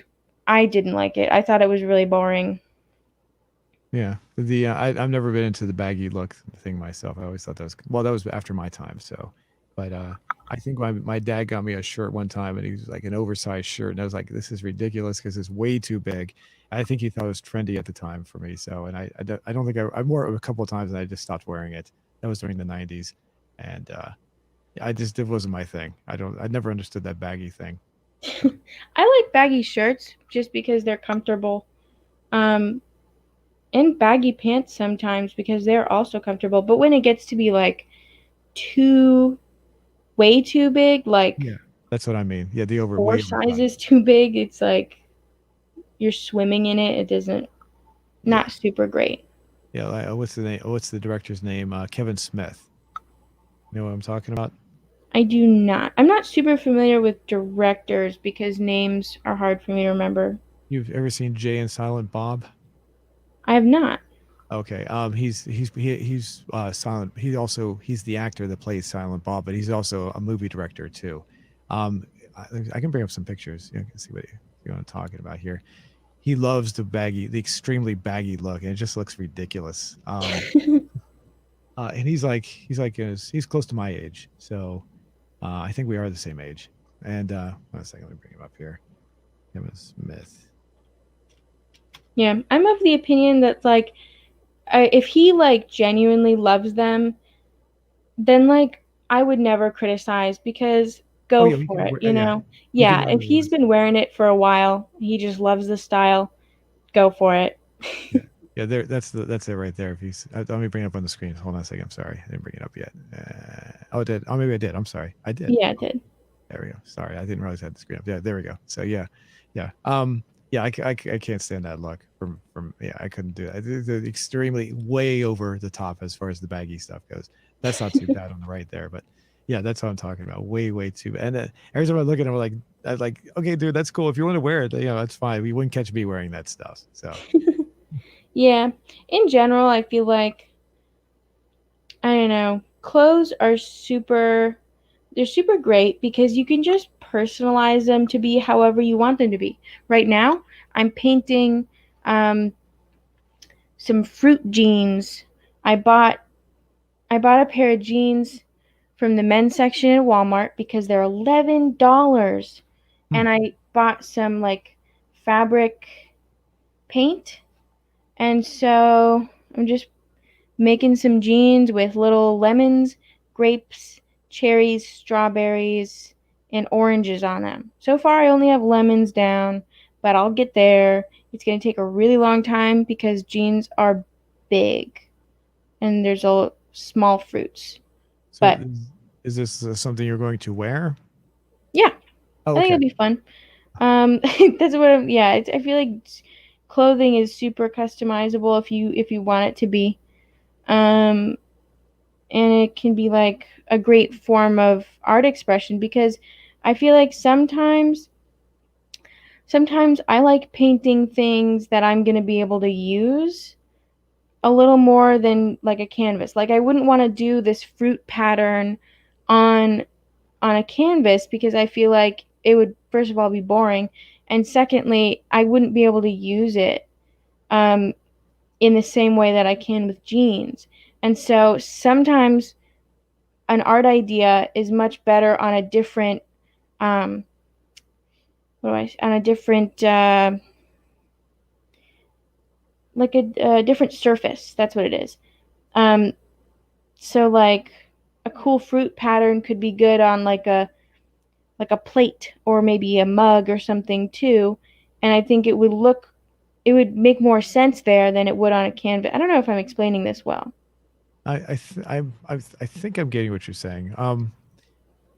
Maybe I don't know. Maybe try a little bit. I'm not sure. Maybe try. I can't. I'm not sure how to ask the question. Sorry. um, so some art ideas would be kind of boring and useless on a piece of paper or on something that you hang on your wall, but it would look really cool. That same idea would look really cool on like a mug Okay. or like a pair of pants. And Ah. so I think art is interesting in that way. So how do you deal with the obviously yeah that is an interesting I see what you're going with there, but how do you deal with the washing of the clothes? How do you keep the art from being washed off? It's like fabric paint. Or you can use, I have a lot of acrylic paints, and you can mix fabric medium. It's this stuff called fabric medium.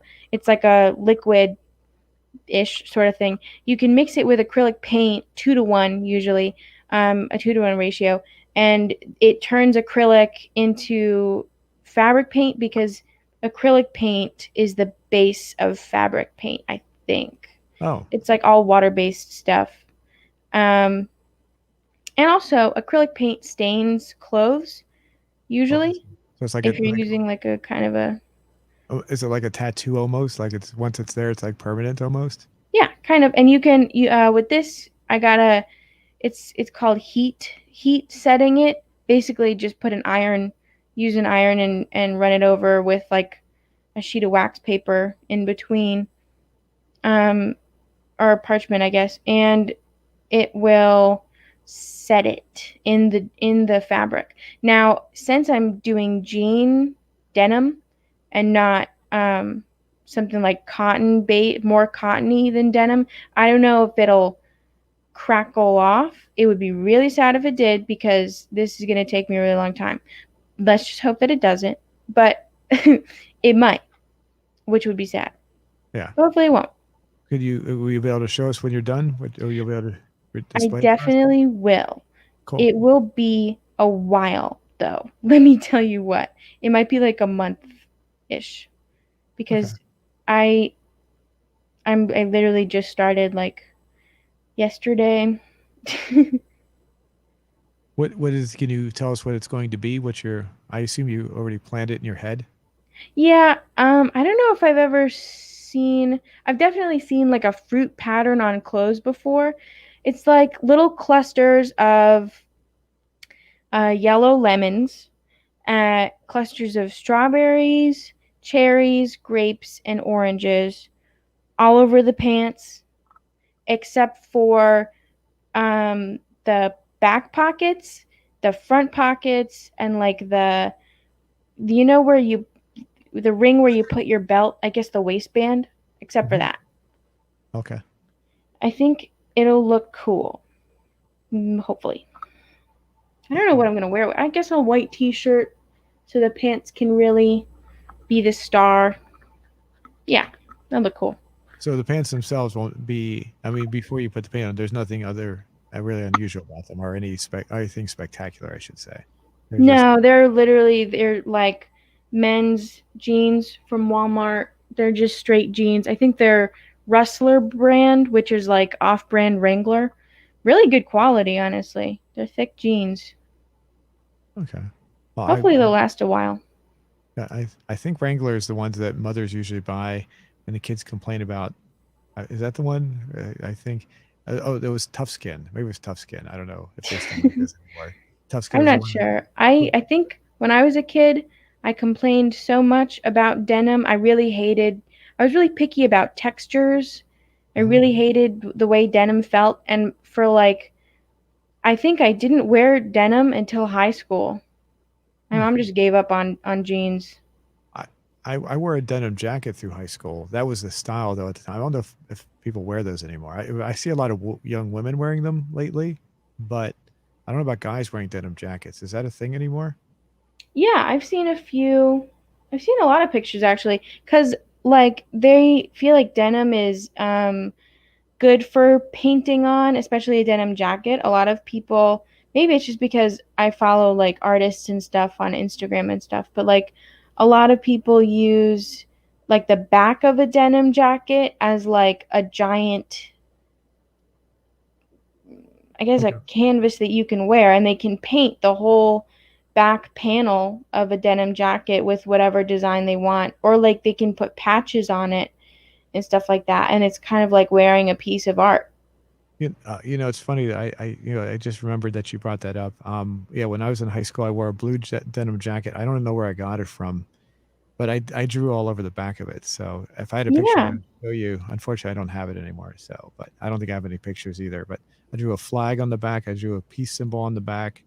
Um, I don't remember all the other things. I drew a lot of things on the back. So, uh, that's cool.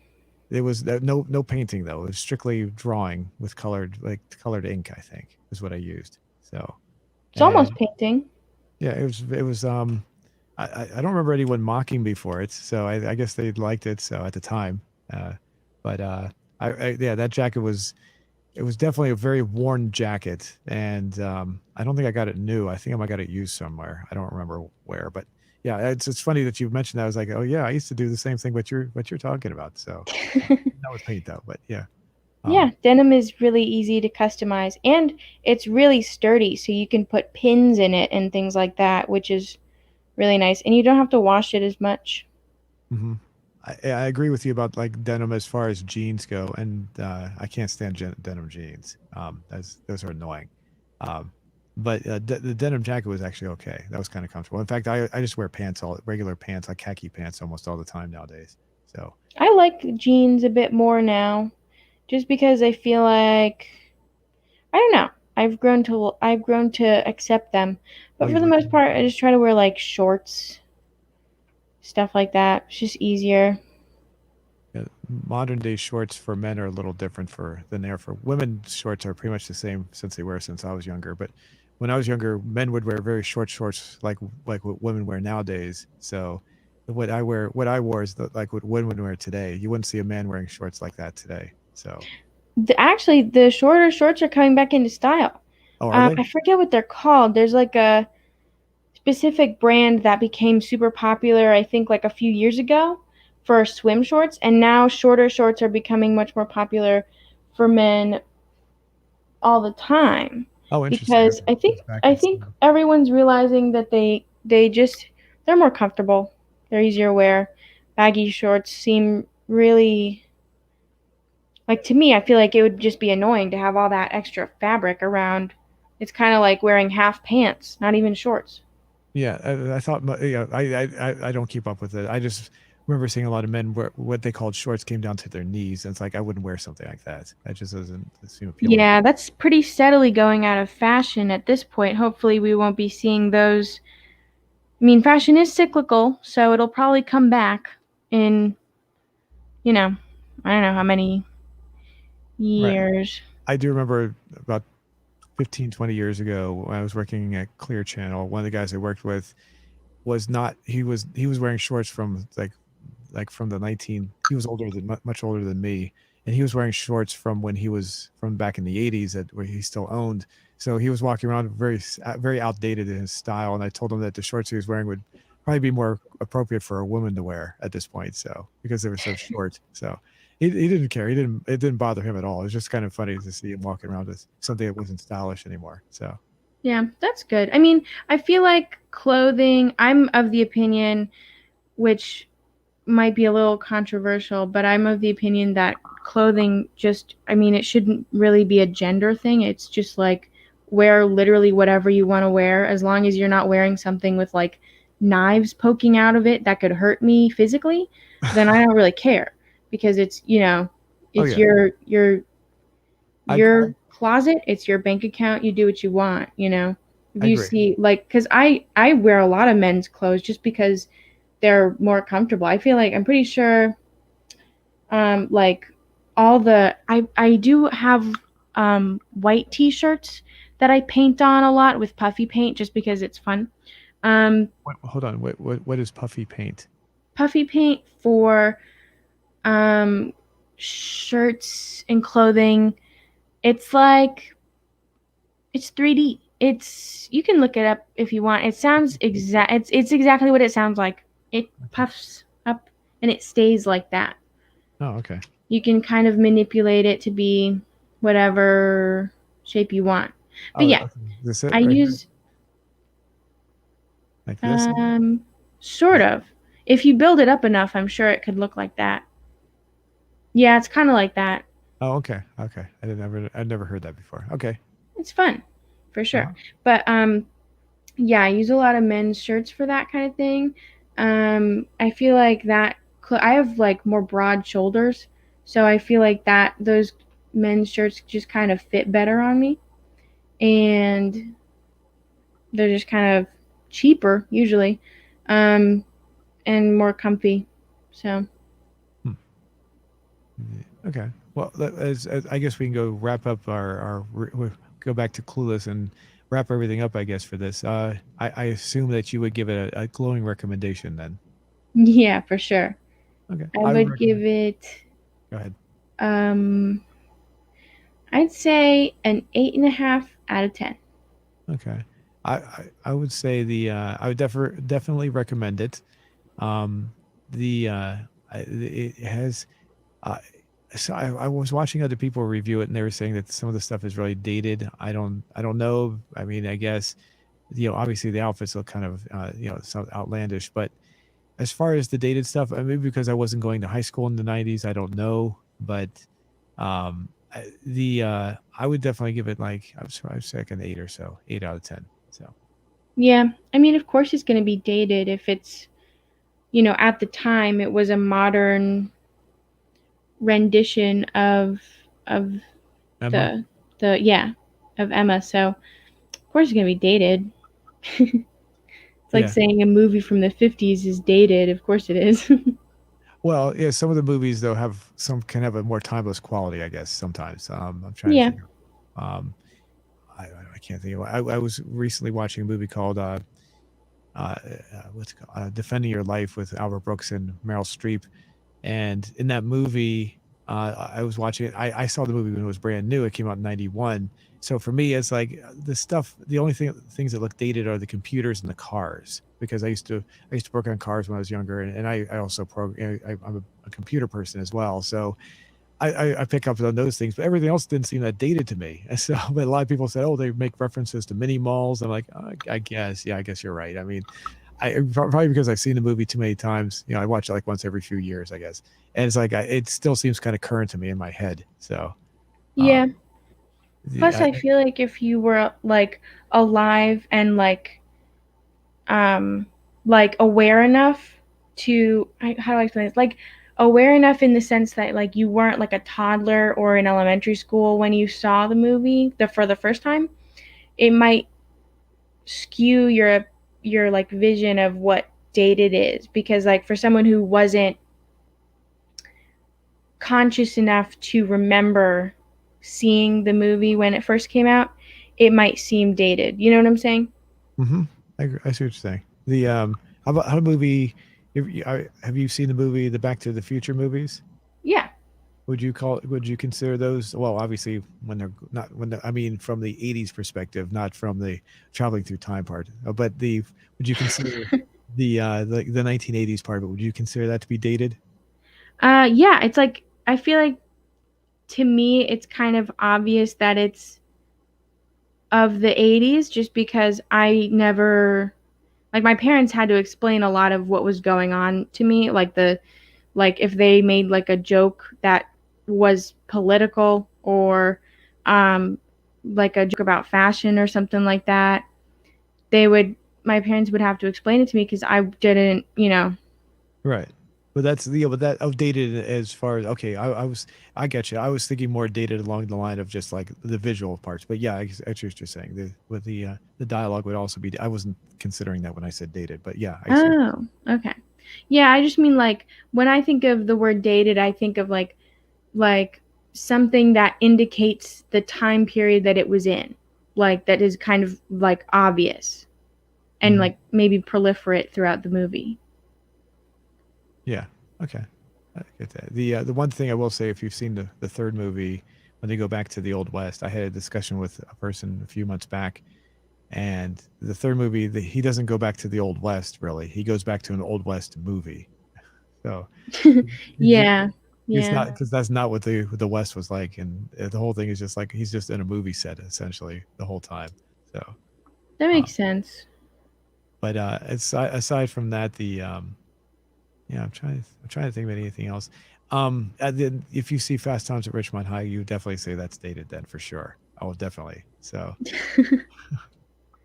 there might even be a lot of dated um, the dialogue itself is probably very dated, though. I haven't seen it in a while, so but it is definitely a decent movie to watch. The Yeah. I a feel lot of like yeah, I go was gonna ahead. say, a lot of actors that were in there that were very young that became popular later on, like Sean Penn is one of them. So anyway, Yeah. go ahead. I feel like movies that take much longer to become dated are movies like Lord of the Rings, like fantasy movies that don't use a lot of colloquialisms like what is it called like slang and stuff from a certain time period, and they don't use like technology in the same way that we see it. You know what I'm saying? hmm And like Harry Potter, I feel like is also something that would do that because they don't really use um, modern terminology from the when was that made from the early 2000s, and they don't use like technology really Uh, from the early 2000s, I've never so seen that kind of movie. I've never Hmm? seen a Harry Potter movie. Sorry, I've never seen one of those. So I It's okay, can't. I hadn't seen them since or like the first time I saw them was in quarantine actually, but Oh, I okay. think they're pretty good. I could see why people were so obsessed with them. I think they are really fun to watch. So, but yeah, I feel like that kind of movie would is like that's what it might take. You know, maybe it would just take a longer time for them to become considered like dated movies. You know. Hmm. The funny part is Emma, what's her name that plays the girl, the woman? I can't remember I can't remember her name. I don't know, Hermione or something like that. Emma, Emma uh, Watson. Emma Watson. That's it. Yeah, I didn't know that the movies were British until I heard her speak back in 2015. She was doing something at the UN, like a he for she or something like that. It was some sort of political movement, Yeah. and I didn't know. I did after I was like, oh really? And I actually watched some clips of the movie, and that's when I realized that the movies were British. I always thought they were American up until then. So Yeah, yeah. I think it's I think it's cool. And maybe that's like a little bit of my ignorance is like I I don't know if they use any British like colloquialisms and like terminology from that time period, but it doesn't seem like they do because I is guess everything that they say is like understandable, you know. Doesn't seem like it's street slang or anything like that. is this? You said you saw them. So do they take place in modern time? Does it look like they're modern times? Um it's kind of hard to explain because maybe this is like a movie we could talk about next week. I don't know if you can like maybe just like the first one or something because it is like a series. But I it's kind of like the way that they depict the human houses, the ones who don't have any powers or anything. They have it's not like noticeable that it's from a specific time. Maybe people will notice the car that they drive and say, "Oh, that's like from the 2000s or something like that." But like the I feel like it's kind of intentional or it seems intentional that they didn't um spend a lot of time in the human world and they also didn't emphasize the environment as much Hmm. when it wasn't necessary, if that makes sense. I get you. The way you're describing this, there's a video game that I've been uploading to my channel. The video game is called Bully, and it's about a 15-year-old kid. Excuse me, and he has to go to a private school. And the way the game was developed by Rockstar Games, and they developed the game so that you can't tell at a glance what year it's supposed to be, and they do a pretty good job at that. So Yeah. I've heard some people say that they think the game is taking place in the 1950s. Other people say the 1980s. Other people say it's modern time. And it's really funny how they do it. Like they have a group of the whole game is divided into cliques. So there's like the preppies, which are like the 1980s. You have the greasers that look like people from the 1950s. You have I forget the other ones. So the nerds, which would be like more like the 80s and 90s. And so it's really funny. I've seen discussions on forums where people are going back and forth because they don't know what year the game is supposed to take place in. And it's intentional to throw you off, or not. I don't throw you off, but basically, so you can't tell what year it's supposed to be. So, Yeah. which is kind of funny. So, the one thing that does give it away though is they do have video games in the game, so that clearly makes it at least the 1980s. So, Yeah. Yeah, in one scene from one of the movies, I'm not going to ruin anything. Um but in one of the scenes there's a swing set and like a playground um and you can see houses in the back, but it's nighttime and there it's like they make sure to make the event or like whatever's happening be the thing that you're concentrated on so you don't really notice the homes in the background or the way the streets look or anything like that. You know what I'm saying? yeah, yeah, I get you. Which is like Oh, super clever, I feel like. okay. So how many of the movies did you watch so far? I've watched all of them. Oh, okay. Overall, what would you rate them at? I feel like the first three are just a little bit better, in my opinion, than the last three, or maybe the first two and the last three. I'm not 100% sure if there's 5 or 6 movies, but the first ones are a bit better, uh, like aesthetically, like color wise and stuff. The last couple get a bit dark, um, but I do think that all of them are a good 8 out of 10 Oh, together okay. collectively. Are they more children's movies or how? Because they always look like that's why one of the reasons I just avoided them because they look like children's movies. No, I thoroughly enjoy them as a, well, I guess I am kind of a child. I'm technically an adult legally, but you know, I enjoy them. My mom likes them a lot too, um, I and was she well. liked the books as well. Oh, okay. So I yeah, thought so. I didn't Basically, like it when I was a kid because it was a bit too scary for me. Uh, yeah, that's all I'm gonna say. They were a bit too scary for me. the okay. So it could be like I guess everybody could like them. It's maybe for children and adults. Then is Oh that yeah, right? and the Okay. later ones definitely are more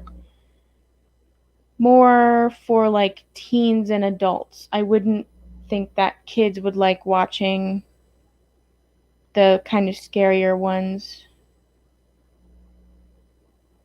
So Um, what's There's a. Did you ever see the Dark Crystal? I don't think so. The Dark Crystal is is a fairy tale that where the it came out in the early '80s and it's done by Jim Henson. The puppet it's the puppetry is done by Jim Henson who did the Muppets and everything. Yeah. And he in the I think he was one I think he had a major part in the direction too. I'm not sure. It's been a while. But in the movie it was meant to scare children. It was a fairy tale that was meant to scare children. I don't know if we've discussed. I remember discussing this recently with someone else. It might have been someone else, but basically, um, it's a fairy tale that's designed for children, but it's designed to scare them. Uh, Ooh, that's mean. not no, but not. It's not meant to scare them to be mean though. Um, it's designed to help build them up in some way. I forget how they phrased it. So it's not bad. It's not bad. It's designed to scare them, but not in a way to make them afraid of things. I can't describe it. I'm not able to describe it the way I've heard it. This is the, excuse me. This is the movie right here. But you can see like let's see. Oh, there's that's a fake Ooh. one. Yeah, Yeah, that would scare me. It yeah, you can see the. reminds me kind of the never ending story. I didn't really like that when I was a kid. Oh, It my was my weird. my cousin was the main character in the second movie. Was it the second one or the third one? Yeah, he played my cousin played the main character in the second movie. So That's so cool. Of the never ending story or of this series that we're talking about? I'm sorry, never ending story. Jonathan Brandis, he killed himself back in 2003. So, Oh. but yeah, he and if you see the second movie, I think it's the second one. Let me bring that up real quick since we're talking about it. Let's see. Never I think it was the second one. Uh 1990 was it 94? Wait, was that number? Sorry, oh, it's number three. Sorry, I can't see here. Connections. Yeah, here we go. Never ending story. To yeah, Jonathan Brandis. Yeah, that's my cousin. So Oh. he looks like, um, at the time he looked like my sister kind of. Like people could tell my sister and him are cousins. So I don't know if I resemble him that much or he resembles me, but yeah, he hung himself back in yeah it was 2003. Ooh. Yeah, but anyway, that's if you see this movie, he was that was the only movie he was in of the Neverending Story trilogy. I think there were three altogether. I saw the first one. I only saw the second one because he was in it. I thought the second one was kind of crappy. So Yeah, I think I watched the first one at a bad time. I think it was one of those like, I don't know if this ever happened to you, but for me in my elementary school, every now and then there would be like a big storm, and we would be in school, and we would have to wait in school after it ended for a period of time for like our parents to get there because like roads were flooded and stuff like that. So mhm. it was like already kind of a scary situation, and then they rolled out the TV on the big cart. It was when they still had those really like thick TVs. Yeah, They rolled that out on the big cart and they played the Never Ending Story while it was thundering and stuff, and we were already kind of freaked out. And I was just like, this is not a good movie to be watching. I would much rather be watching like The Little Mermaid or something. But yeah, so I I think maybe if I watched it when I was a little older or, not already scared, it wouldn't be so weird. But I just don't like how the dragon looks. I don't really remember the plot, but I remember not liking it. it's kind of a weird story. It really is. Yeah, the dragon looks like a dog.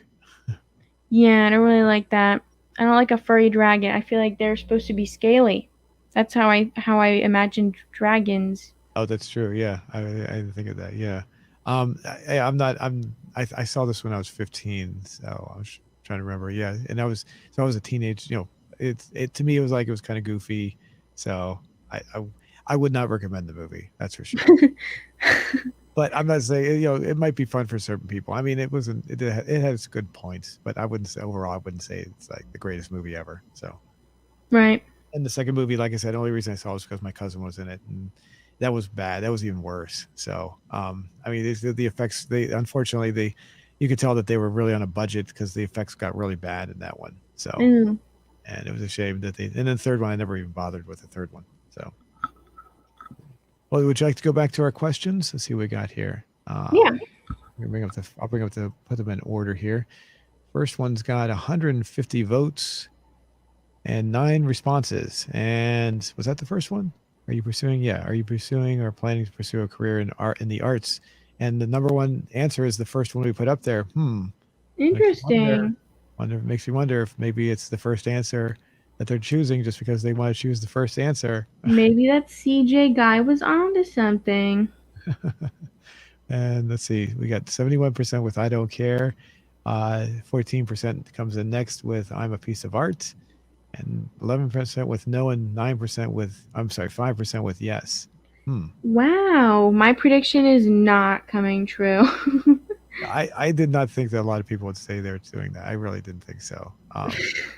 It's just a very, I guess niche career field, I guess, for what I think. I mean, Yeah, only certain people want to do that kind of thing. My sister, I think she wanted to do architectural, which is kind of like being an artist, drawing buildings. kind Um, of. and she I think she tried to do some artists, some artistry. I don't know how to describe it exactly. I think she just gave up after a while though. So if she had taken this, she probably would have said yes early on, but then no later after that. So let's look at the responses here. Put the newest up first. Um, I would, but I'm trash at art.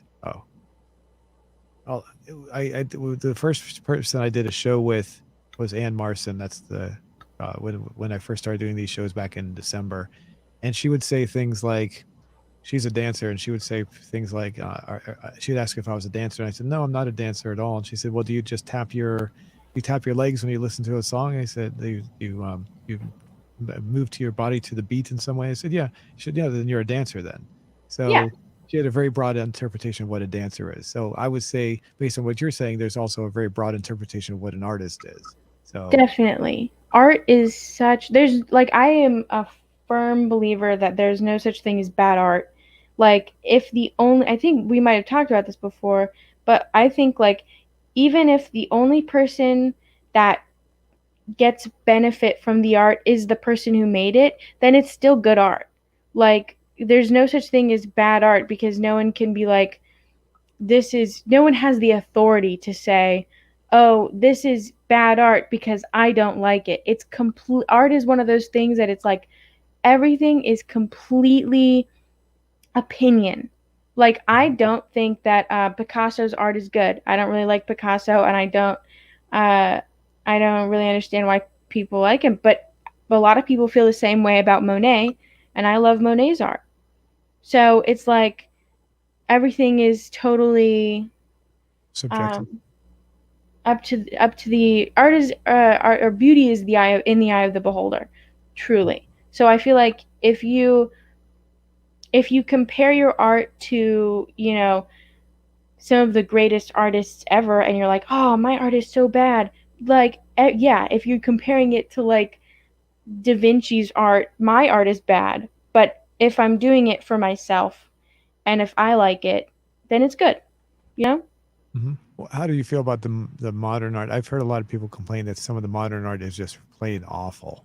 Um, like some of the stuff is just like they'll show feces and things like that, and toilets, and I'm sure they're talking about some of the extreme stuff that's out there. But I've seen videos on YouTube where people are just condemning modern art, and they say it's just utter garbage. That's a little different in my eyes. So the best way that I can explain this, especially for someone who works in the radio, is like modern art sometimes, for me, in my opinion, is like auto tune for music. Okay. Sometimes it's good and it's like necessary, but other times it just seems like maybe the artist is a friend of someone who's rich. And I don't know if you know this, but if a rich person buys a piece of art for millions of dollars, they can donate it and use it, say that it's a tax write off. And then it's like they can write off like $1 million, a couple $1 million of their income. So they don't have to pay taxes on it. Wait, that how's that work? You can write off art on your taxes? Really? I didn't know I that. think so. It's like That's interesting. there's it's like someone explained it better in a video that I saw, but it's like sometimes if like, someone's like, "Can you just, nail a banana to a plank of wood and paint it a little and then call it art?" And you pay like a couple $1 million for it. There's something with taxes that they can, use it to avoid taxes a little bit, and it seems really unfair and really crappy. And it's kind of like someone who, if we're comparing it to the music industry, it seems kind of like someone who maybe has, a connection to someone else, and they're like, we can, auto tune your voice up a whole lot and just kind of make you sound better than you actually are, and then you can just auto tune or lip sync on stage, and then you'll get a bunch of money. And that's kind of like, I don't know if that makes a whole lot of sense, but it kind of feels like the same thing. I feel like modern art, some of it is really good, and again, if it's like the artist truly is like portraying or like getting their feelings out, and it's like they're really doing it for themselves, and that's really what they want to be doing, and they're not doing it just because, they have a rich friend or something, then it's great, of course. Then just go for it, do what you want, make, controversial art, make a statement with it if you feel that that's what you're doing. But if it's like just for money, then it's not so fun to look at, then I don't really support it as much. Okay. Well, what about the stuff that people say is just really, really bad and tasteless, though? um, for me, like a blue square on a white canvas, I feel like that's definitely half-assing it, and I don't think it's that good to look at for me. I wouldn't hang it in my room, but again, there's a lot of people that maybe they would never think to do that, and maybe just a bunch of shapes on a painting, maybe that like inspires them in some way. And I guess I can't be the one to say that's not art because I'm painting fruit on a pair of jeans. So I guess anything could be art, you know? Okay. Okay. So do you find any of it offensive when they start using, bodily excrements or anything like that? Or I think it's icky. I wouldn't want to go and see it, especially because of the smell. I wouldn't want to go and see that kind of art. But if that's your thing, I mean, go for it, I guess. okay. The videos I've seen that condemn. I've only seen a couple, and it's usually they're more politically minded. So I have to look at it like they're biased to begin with anyway. So, but yeah, I'm not. I've seen modern arts at the DC one of the modern art at the modern DC museum. I remember walking one time and there was just a white canvas with nothing else on it. I was like, what is the point of this? Yeah, that I, seems like a big fat lie. It's- it was just there was just this canvas. It was just completely white, and it was probably like maybe 20 feet by 20 feet. And that was it. I was like, what's there was nothing there. I didn't get it. So yeah, I remember in art class in middle school. I'm just gonna tell this really quick story and then we can wrap it up because we're like 2 hours in. um, and my art class in middle school was like my favorite class to take ever. And my teacher was super amazing at like pushing us to, try every art form that we can. She really like she was one of those teachers that really sticks with you because she really cares about what she's doing, you know what I'm saying? Uh-huh. Um and she had us do all kinds of art. We did like ceramics, we did pointillism, which is really tedious. We did like regular painting, um we did like work with just like using Sharpies and doodling and stuff, and that's art too. And we did art with still life drawing with graphite pencils and like these little they're like blended, they're called blending stumps, but they're like little rolled up pieces of paper that you blend out the pencil with. She had Mhm. us do that, and in that assignment, um I finished pretty early, and she uh I tried to avoid having to color the whole background, the whole piece of paper. It was a big piece of paper. Um, and I tried to kind of wiggle my way out of um, shading the background and just leaving it white. And she was like, "You can't leave any blank space on the paper. This is art. You gotta paint, you gotta, add color to every part of it." And I feel like that's always been a lesson that's kind of stuck with me. Like, not leaving any negative space, which is like space on the painting or a paper, a canvas or whatever that doesn't have any elements to it that are interesting. Hmm. Okay. The so as far as like I I mean I'm trying to think where to go with. I mean, is this something that people would like in general? I don't know. I'm trying to figure out where to go with that. So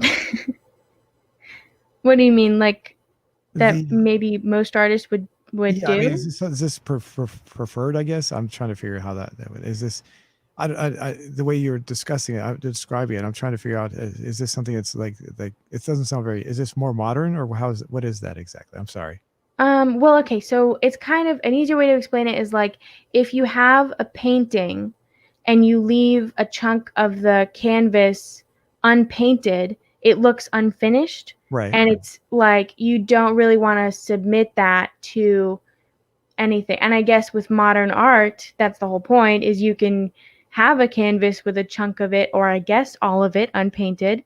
But it's like, I think that, well, I don't know. I don't know how to explain it.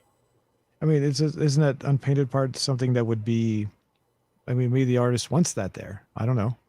Yeah, like if it's like a painting and it's intentionally there and you can see the message that they're trying to get across with the unpainted portion, then yeah, I guess it makes sense. But if the whole canvas is unpainted, like one of the main things that what I'm trying to say is one of the main things that I learned, or one of the lessons that resonated most with me that I learned in art class was like, fill every corner of the canvas with paint. Use, you know, all the materials you have and stuff like that. The that's interesting. I mean, because it sounds like to me like they're telling you how to be creative. It sounds like they're dictating to you. That's you know, you know what I'm saying. It seems like you want to create your own thing, and maybe your own thing is to leave it blank, isn't it? I mean, I don't know. That's what it seems like to me. Well, so I mean, like with the assignment that I had, it was like with still life, you kind of, the point is to make it as realistic as possible, and there's no true like white background anywhere. Especially with like a penciled still life, you're supposed to have like all of the paper covered in some shade, But because it's sorry. like you're supposed to be capturing the kind of the true look of whatever you're drawing. Okay. Okay. So basically, it was part of the assignment. So you can't be if you wanted to leave it blank, you can't because it's part of the assignment, is what you're saying. Okay. Is it? Yeah, still life is like still life. and other such traditional, uh, I guess, art techniques or art things kind of have more like unwritten rules where it's like, if you want to make something look super realistic, every part of it has to be shaded because that's just how it is. That's just how life is. There's not really a pure blank, Okay, unshaded thing I get you. other than light, which is that's when you use your eraser and kind of like just do a little dot if on the lightest part and then the rest of it is like shaded. It's kind of like, I don't know how to I get. explain it, but yeah, I it's kind of I like think a to make it really realistic, you have to have color on all of it. okay. And this is the entire canvas. So how big was the canvas itself? It was for me for this assignment. It was just a piece of paper. It was like Oh, a rectangle. It was probably like 12 inches across and maybe that's 6 inches high or something. It was a oh, okay. pretty big piece of paper. That's big. I thought that sounded kind of small. 12 by 6 doesn't sound very Oh, large. hold on. Am I okay? Wait, 12 is 1 foot. Oh, I mean 24. Never. Oh, I'm sorry. oh, Numbers okay. aren't my thing. Two. It was like two. Yeah, it was like the only other thing that I have it to compare to is another art thing, which might not make sense. Oh, okay. Um. Anyway. Okay, let's go check out the next response here. I have a degree in graphic design, but I might just settle to be a postal worker. Oh, did I skip one here? I wouldn't. Wait a minute. What did I skip one of these here? I don't care about it. Did I read that one with the big smile? I think I did, right? Yeah, Sandeep Mohan. I think so. Yeah, okay. Life is hard. Always have to work uh, hard to earn something. Okay. Yeah. Starving Amen. artist. Right now, I hate living on Earth. Oh, I'm sorry to hear that. So, the only thing I'm pursuing is the damn train. LOL. That might be a reference to Grand Theft Auto. I'm not sure though. Um, something in Spanish it looks like with a ha ha ha at the end.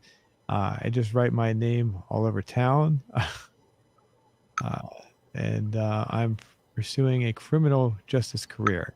No, That's I'm sorry. No, I'm pursuing a criminal, but the word no at the beginning. Okay, so all right. Well, let's go to the other one. We'll check that out. What we got here? Looks like that's got some not as many responses. Two comments and I'll refresh the screen just to be sure. Okay. 190 votes so far. Did you pursue a creative career? No. And I'm sorry, yes is at the lead. So this one contradicts the whole idea that the first response would be the one they go for. Uh, yeah. yes with 63%, no with 29, and 8% with I don't care. So Maybe the last one was too like wordy. it's possible. And Brandon P says, I chose a career at Clucking Bell, which is the restaurant that's in Grand Theft Auto. It's kind of like I guess like a fast food place. It's the best way to describe it. Like I guess like Burger King or those or one of those, like McDonald's or something like that. Like Shell's Chicken, obviously. So maybe YouTube. Okay, with the smile for Sandeep on this one. Okay. Yeah, I'm not sure. This question, I don't think we're going to get as many comments on this one. We'll see. We'll see. We can check out next week and see where we get there. So, how do you feel about the responses on those? I think it's interesting.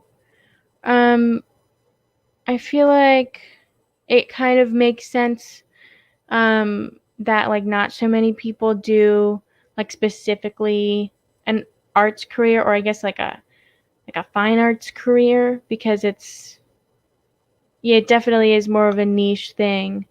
Um, but I also think it's interesting that the other question, the creative career question, was majority yes so far. Hmm. Interesting overall. You, that's interesting. Yeah, that is interesting. Hmm. So, are you planning? So, because they are very related. I'm just, hey, I didn't even think about that. Yeah, the one has yes, the other one is no, is I don't care is the most prominent one. I'm not sure. That's interesting. I don't know how to respond to that. Um, let's get, obviously we can check it out in a week and see if that's changed at all. See what kind of response, because sometimes that'll circle back around, and I've seen it before where it goes. We have one answer that's leading the bunch, and then next week it'll drop down. It doesn't happen very often, but it does happen. So, and we see where it goes from there. All right. Well, I guess we can wrap everything up. Did you want to say anything before we say goodbye? Thank you all for listening. If you've listened for this long, congratulations. It's been 2 hours. I hope you have a great time, a fantastic day or night. Or yeah, or wherever you, whatever time of day it is for you. So, okay, cool. Same here. And thanks for listening, and we'll see you next week. Bye. Bye. Let me get this here. There we go.